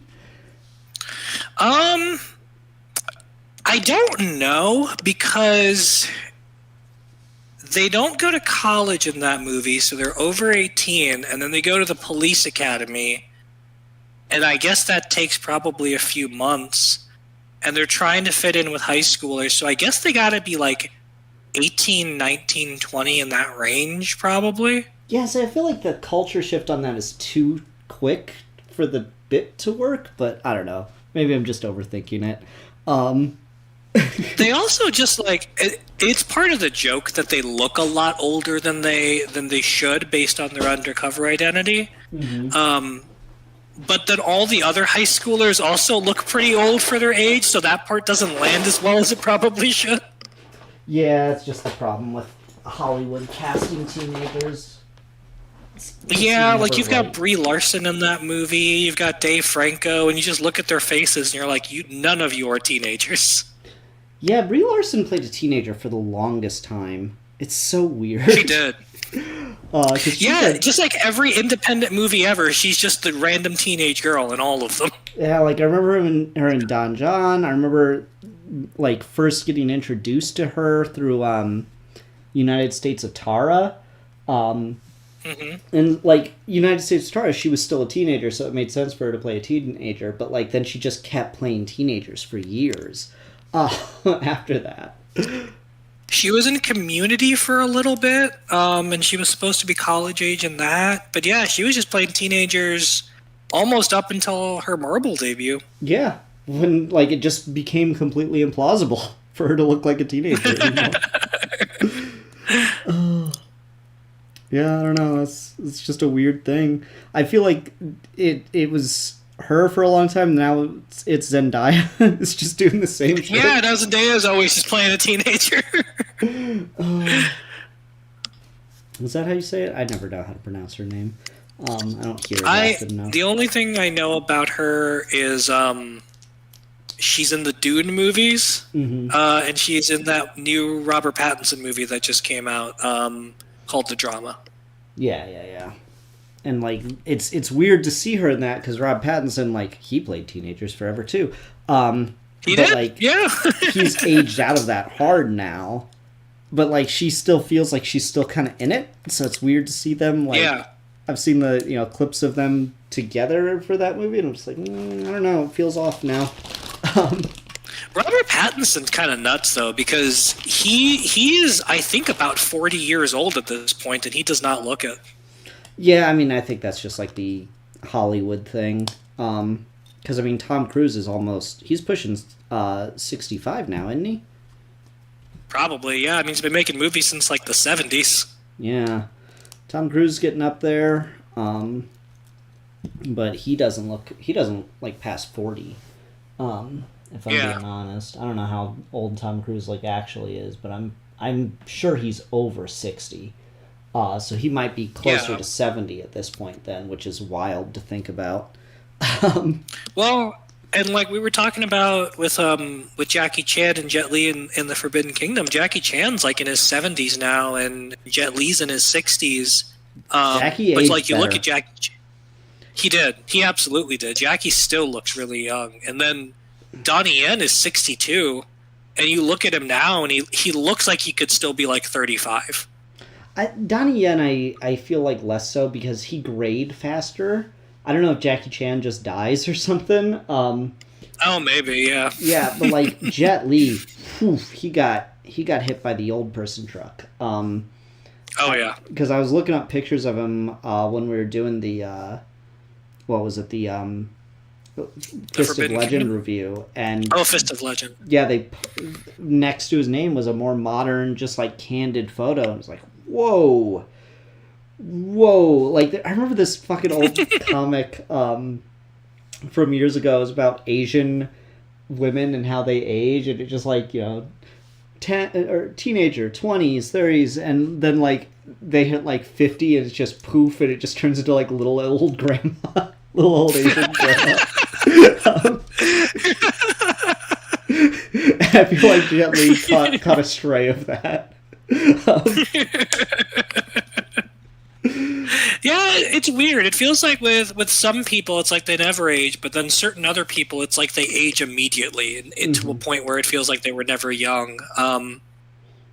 I feel that way a little bit about certain actors, where I feel I have never seen them ever look younger than their 40s, even when they were young. Christopher Lee has that a little bit, where even in his young days in the Universal or the Hammer Monster movies, he still looks really old, or Ian McKellen's got that. Patrick Stewart's got that. He's just perpetually looked the same age. Yeah. John Hurt. John Hurt was born. John Hurt, yeah. Yeah, absolutely. What am I doing here? Oh, okay. Yeah, sorry, I got distracted by old people talk. Michael Keaton's got that because he was on TV shows for the longest time, but he still looked like he was in his 40s perpetually. Yeah. All right. So now seem to be short on some of these bushings, which is annoying. I don't want to use these white ones because I think that's going to be needed for the top and bottom. So I might need to go digging for some bushings then, because problem is I'm working on a gray carpet and most of them are gray. Mistakes were made. Yeah. Choices were made. They may have been poor choices, but they were mine. How could you possibly buy a house and set up an office without thinking about your Lego setup for this specific video first? Well, I don't know, Steve. I'm not here to account for my actions. Listen, we've got the best people. The great people. Everyone says so. Just gonna start pulling Donald Trumpisms out of my ass. Until I don't have to deal with the accountability of my actions anymore. It works for him. That's how that works. Okay, there's one. Come on. Let go. I know you've been together for 40 years, but I need you to not be anymore. You're breaking families apart, Ian. I really, legitimately, these two pieces have probably not come apart in 4 years. There's nothing that should be connecting these except for the teeth on this gear. But Dang. I need it to not be on there right now.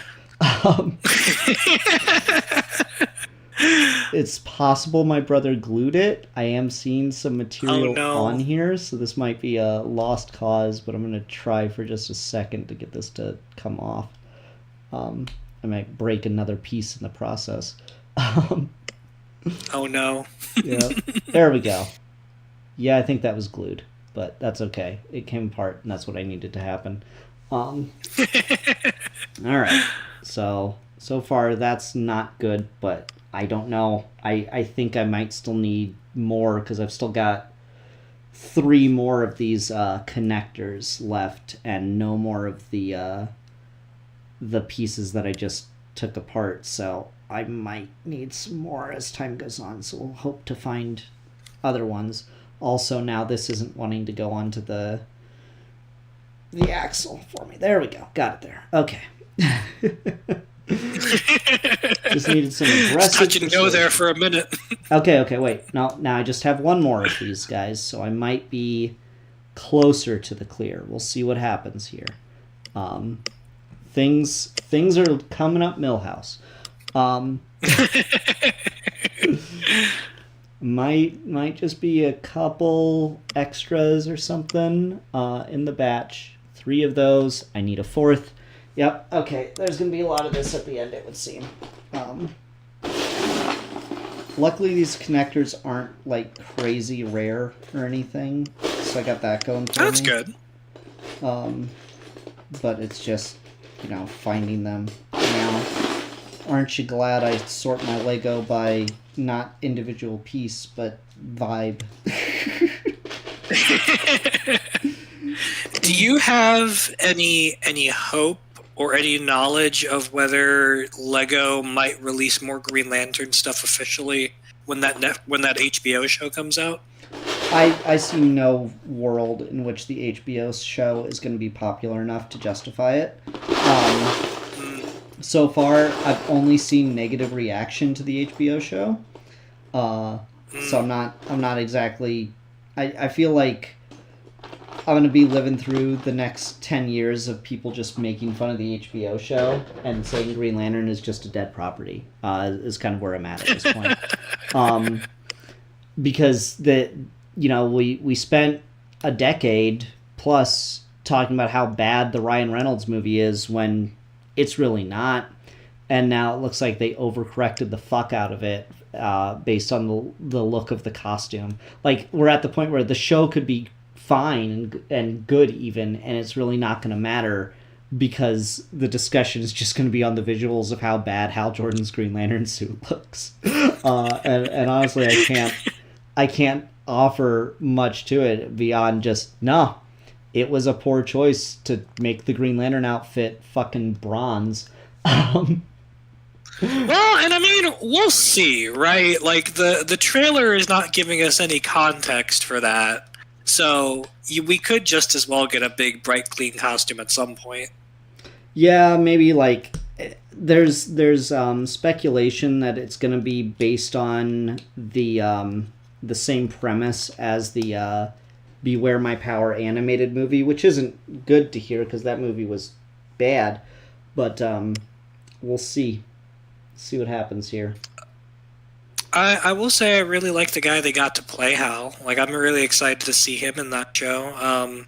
He was in another movie earlier this year called The Rip with Ben Affleck and Matt Damon, and he's a really fun asshole cop, which is exactly what Hal Jordan should be.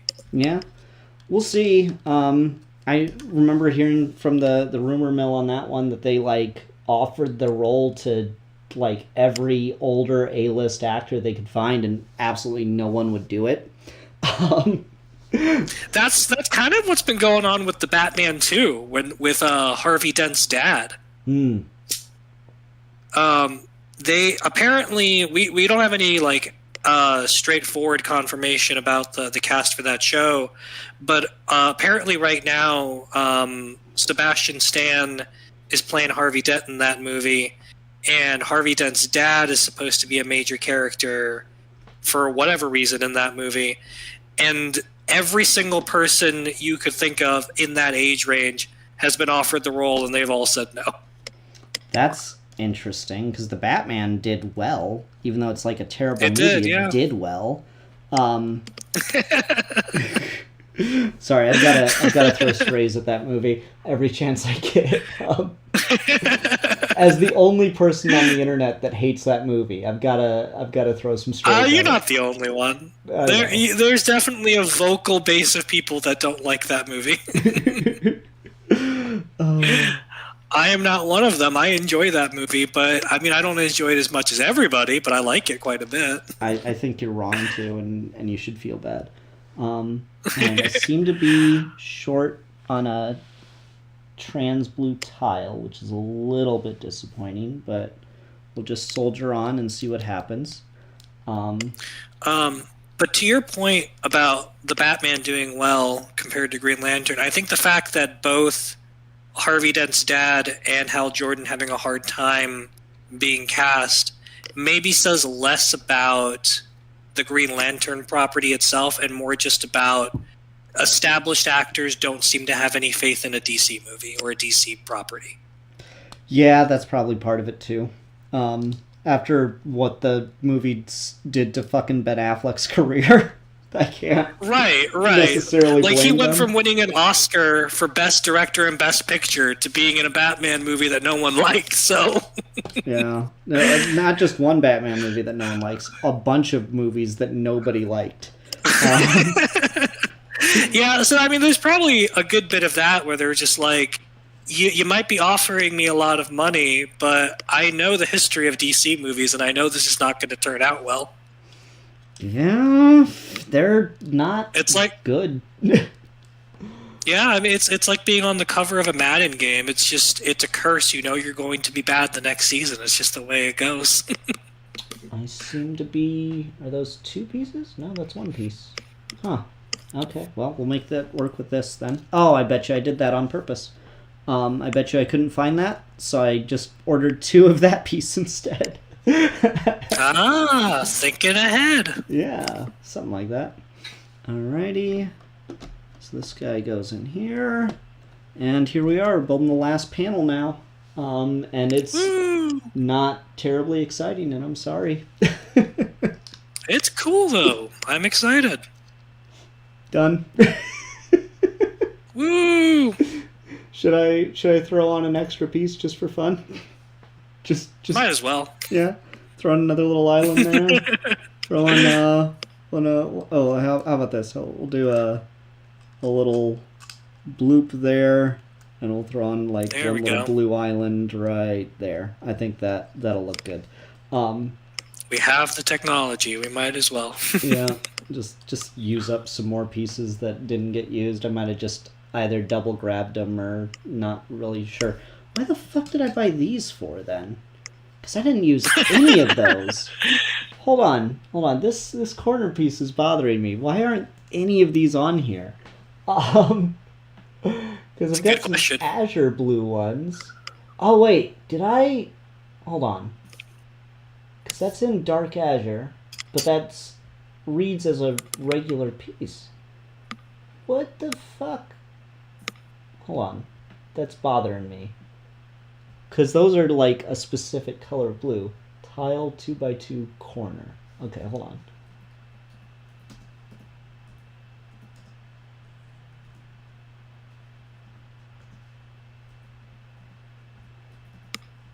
Okay. Round corner, 2x2 corner, dark azure, 2x2 corner, dark azure, 2x2 corner, dark azure. They're all dark azure. I don't have any of that in medium blue. That's so weird. Why did I get these then? Huh. Okay. Weird. All right. This is so satisfying. A whole planet has been born. Well, I still got to put the caps on and stuff, but here's the build so far. I've got a ball, and I'm sure Steve's anxiety feels good about seeing this. Absolutely. So I've got some extras. I'm not sure if I just didn't grab the right piece at a time, or maybe just the color thing, but I've got weird numbers of extras for different colors here. Huh. Got extra Technic bits that I didn't need. We'll see if those come in later or something. I'm not too upset about missing just that one bushing. That might have just been a miscount while I was gathering pieces, I'm guessing. Alright, so there's the big structure built, and then I'm going with these guys to start the caps for the rest of the thing. Okay. And do I just put that in? That's as far as that goes. Okay. I better not. I better be more careful about it, because I bet that's going to become more of a problem. I might end up having to take apart some of this ring to build this, by the way, so it'll be... Yeah, it seems like you would have to. Well, we'll see. We'll see what happens. I was kind of hoping that I could maybe like slide it in, or I might take this piece back out to slide it in a different way. But we'll see how I do here. Okay, so it's... Oh, no, I do still have a couple of these guys to use. 2 of these... I'll use the white one on the top just because. I mean, it's a dirty-ass white, and you're not going to see it anyway, but just for the sake of showing the white hole, I think is a good idea. And then... And did you say it was going to be able to rotate once it was in the ring? Yep. That will be Sweet. Part of its functionality. And then that on top like so. And that just gets slid onto the... just like so. Look at that. That's pretty good. Hell yeah. Alright, now I gotta do my best Charlie Chaplin. Alright, and then on top of that, yep, that's what I bought these special bushings for. These in white are a hard find. They've really? not made those a ton in white, so these were pretty pricey little guys. So I'm doing 2 of those in white.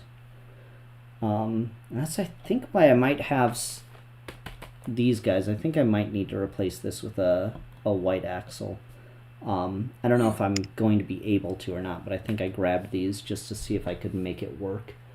And then now we're doing the bottom. So I need the other dish. And it gets the same treatment. 2 guys like that. Loop loop. And then just 1 of these. And 1 of those. Okay. And that goes on the bottom. Do it for camera. Come on. There we go. Alright. And now I'm building this weird pole structure. But that... Okay, that's not going to be how that goes. Wait, is that the top or the bottom that I just built? Oh, I was supposed to... The bottom's supposed to be this side. Oops. Okay. Whoop. Slide this whole thing off, maybe? Nope, it's not going to be easy. Okay, hold on. Pause. Pause for the cause. Don't lose the, like, $1 a piece bushings. That would be less than ideal. Alright. And you. This is stressful. It's just part of not realizing I was supposed to be upside down. Okay. No, there's just something in my brain that says if you touch it wrong, the whole globe will collapse, even though I know that's not how that works. Nah, I've got a pretty good level of confidence in this, not gonna lie. This is pretty sturdy build from like anything with Technic I get less worried about, just like on principle, I think. Okay. Just designed that way, I guess. Yeah, it's just sturdier. Like, you know, it could still break, but at that point you're talking about like the material strength of the plastic. Or if it's gonna break, it's gonna be a break that's like easier to fix, I guess. I don't know how else to like really describe it beyond that. Okay, and then so this is going on the top, not the bottom. Face it to camera, Ian. There we go. Okay. But now it doesn't want to sit on that same access. Alright, so that's where this guy comes in. And I had a couple of you over here that I might need still. Alright. And then bushings. Bushings. Got a lot of bushings. I think I wanted you instead because of the, it's the same length but not the same color option. Okay, 3 of you. And white, that makes sense. Oh, but then the 4th one. Alright. So this is where... Okay, I think I can make this work like that. Because that's what that one wants. And then if I just put this guy on, but up here, I think we'll be in good shape. And then I've got that guy, which I wanted to see if I could attach with white instead, so I could get it hooked up to one of these rocks. Alright. I'm seeing the vision. Yeah. Well, you should be seeing Mogo, not the shitty Marvel character. Okay, and that's supposed to just click in before I do this, and then that clicks in here on the half-built version, but because this is the full-build version with the ring, I think I've just got to fucking finesse it, and that is a technical term. And then all this stuff is all just aesthetic that I'm not going to do. Yep, okay. So we've reached the end of the instructions. Goodbye, Joey Steele. And we're going to try to... No! Not Joey Steele. We'll try to get this to just... Yep. So here's the problem. I might end up having to take the ring apart in more of a significant manner. We'll see. This might be a Microsoft won't hire me kind of moment. That's a very particular reference. Yeah, it seems like if you try to force it too much without taking the ring apart, it might just take itself apart. Yeah, we'll see. I've got some stuff I want to try first. Okay. If I have to do it one little piece at a time. Whoa, okay, there we go. Because this just goes right there, and then it's these two. So it's these two, and then this, and then you. And then you guys are all part of it. Okay.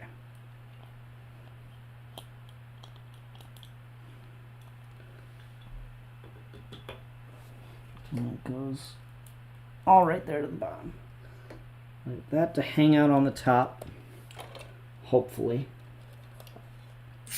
And just see if I can angle this. Nah, I gotta take the ring apart. Okay.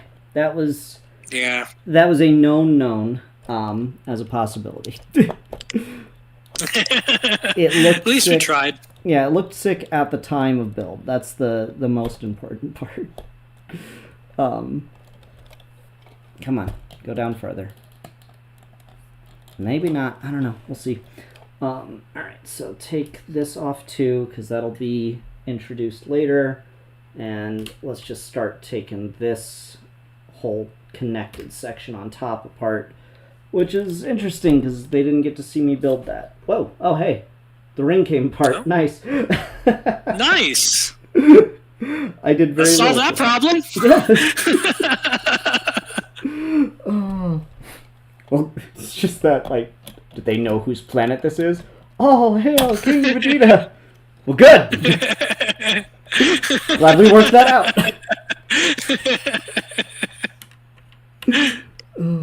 Nope, not there. There. Okay. Alright, so we're gonna take this part again.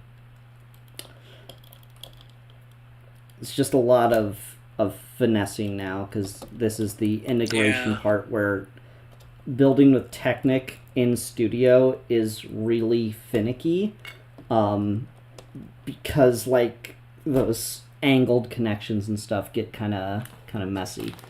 So we're gonna go with, see if this will work. We'll use this this shorter white bar that I bought for, I think, this exact purpose. You have added and removed those polar ice caps no less than like 4 times a piece. It's hard work. I don't know what to tell you. This was the part that I knew. You just keep putting them on and taking them off, and putting them on and taking them off. This was the part that I knew would be kind of finicky. I don't know, man. It's trust the process, Steve. Goddamn. The process is... I do. I just think it's funny. The process is fuck with it and see if you can make it work. You know, that's fair. That's fair. That is the process. Yeah. Come on.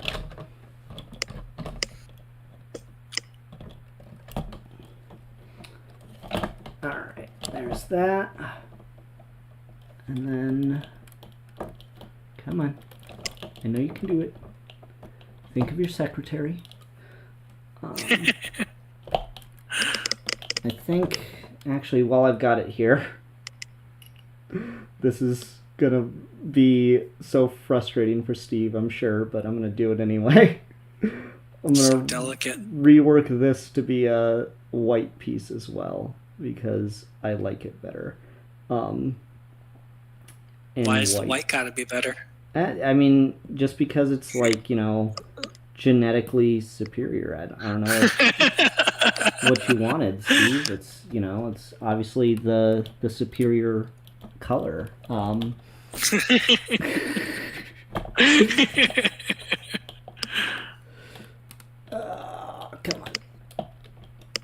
Oh no, I'm gonna be so frustrated if the plan doesn't work. I mean, like, the connections... It should. I mean, it should.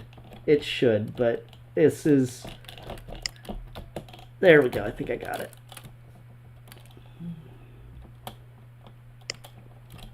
Now I just gotta get the angle right. Come on, you bastard.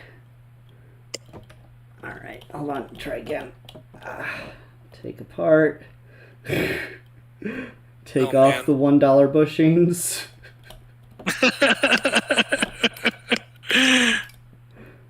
And that one too, just to see if I can make it work. Period. Because I don't think it really matters at this rate.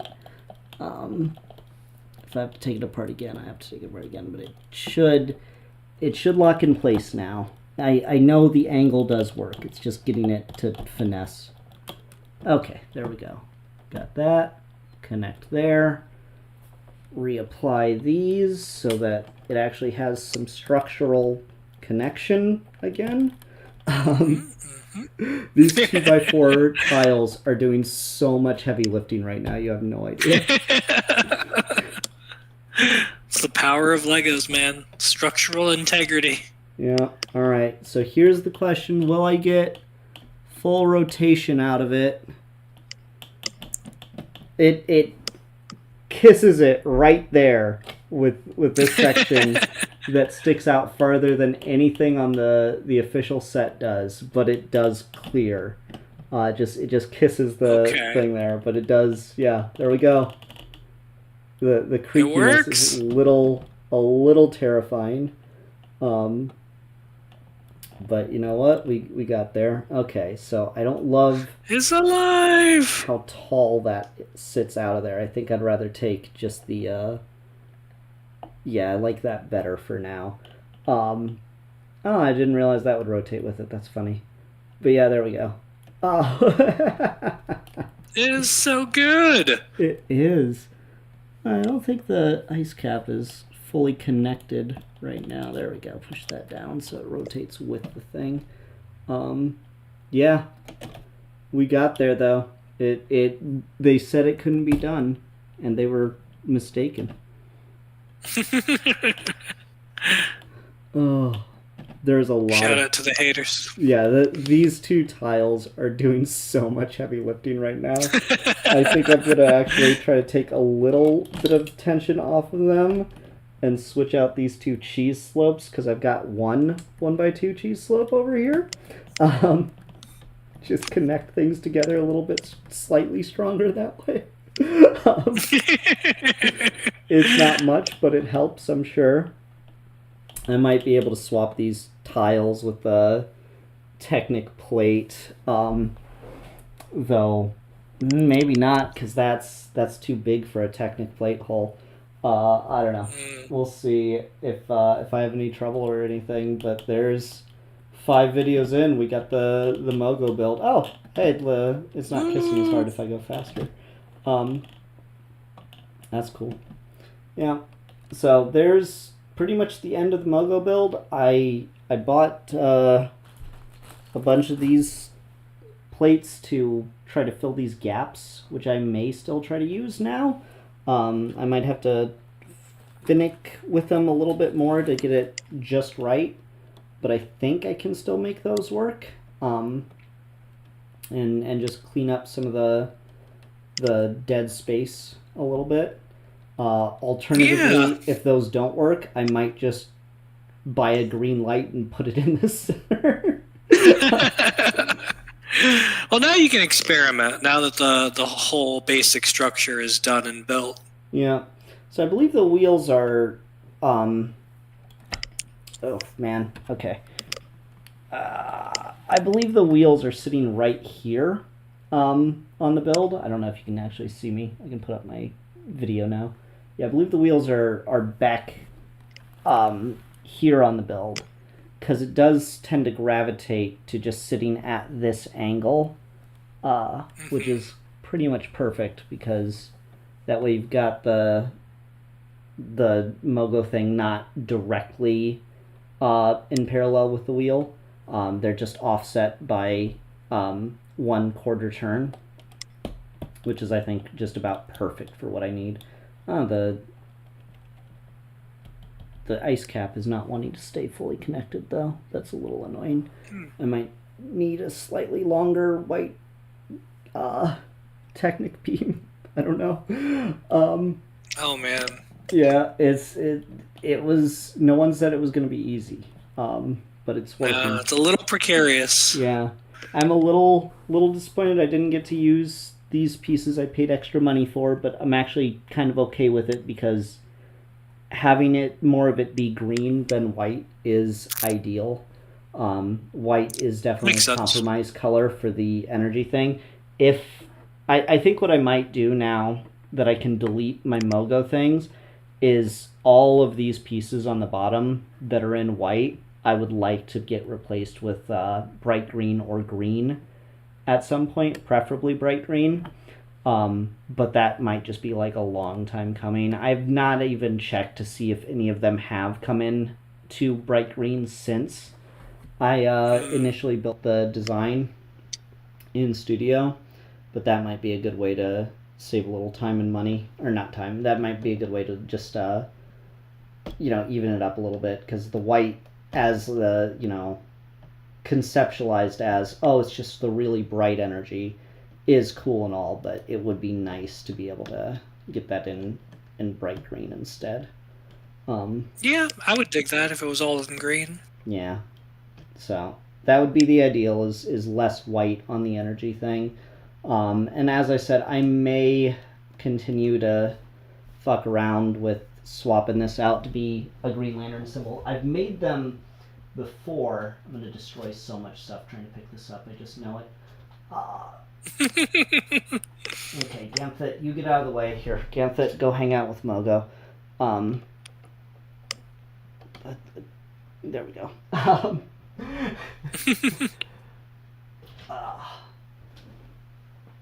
Take this jet liner off of here. I've made the GL logo a couple of times. Oh, the camera angle's completely off. I've made the GL logo a couple of times, but it's just not like the right situation, because I'd want it oriented like this for the build, I think, for the ring, as opposed to in this orientation. But we'll see. There we go.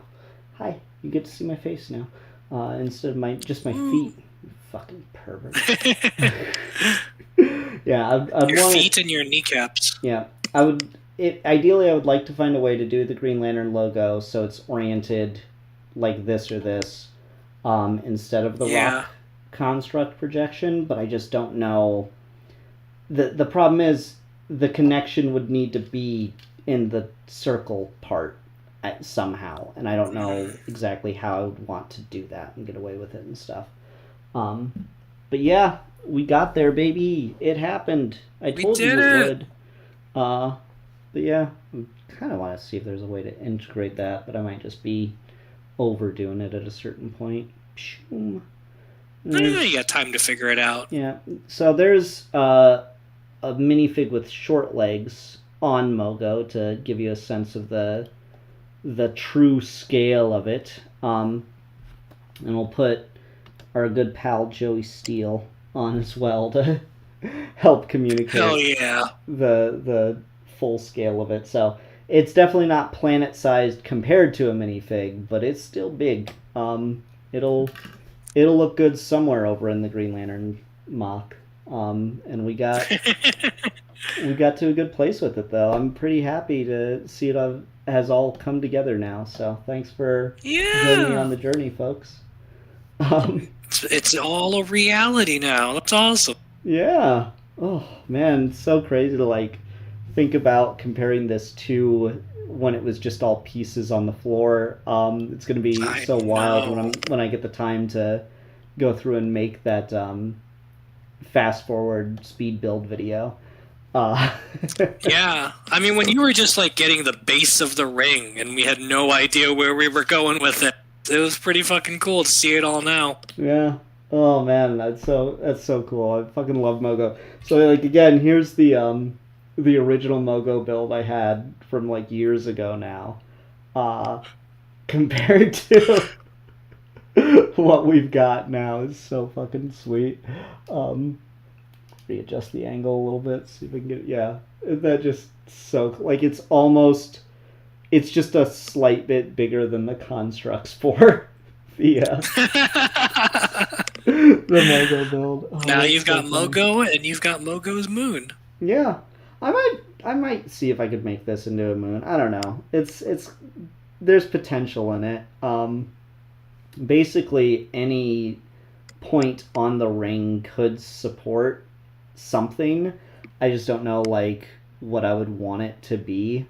I've got all these interesting bright green elements I've just collected of I might be able to use something like that. So at any point I could modify the ring to hold something more substantial if I needed it to. Yeah. But I don't know. I don't know what would be worth it, what would be fitting of that. So maybe a moon. Again, I think the next thing I'm going to think about is getting more of a Green Lantern symbol up here and ways that I could make that work and actually look good. Because I've done a couple different things to integrate the symbol. I might just have to compromise and go with something a little more blocky. I don't know. I could maybe pull the octagon shapes or hexagon shapes off of this and start to get something. But again, I just don't know how I would get it connected to the whole for the moment. So, but there we are. What a build! What a build! What a build!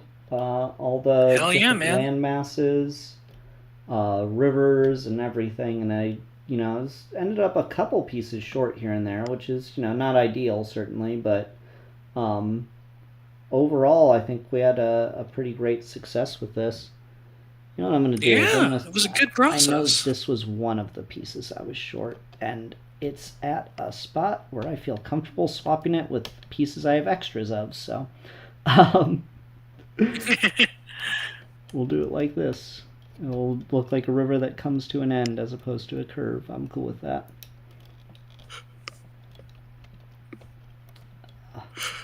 there, and then where was the... It was on the bottom hemisphere somewhere. There it is. That's supposed to be one of you. Come on. Yeah, reapplying these as they're connected to the whole Technic structure. They all have like a little bit of flex to them, so reapplying plates and stuff is a chore. But yeah, there it is. It's all done. All right, everyone, thanks so much for watching. This was a whole lot of fun of build series. Definitely the biggest build I think I've ever done for certainly for the channel, and I think this might be my biggest build I've ever done. Period. So thanks. Good time. Catch y'all later. Hell yeah, man. Uh,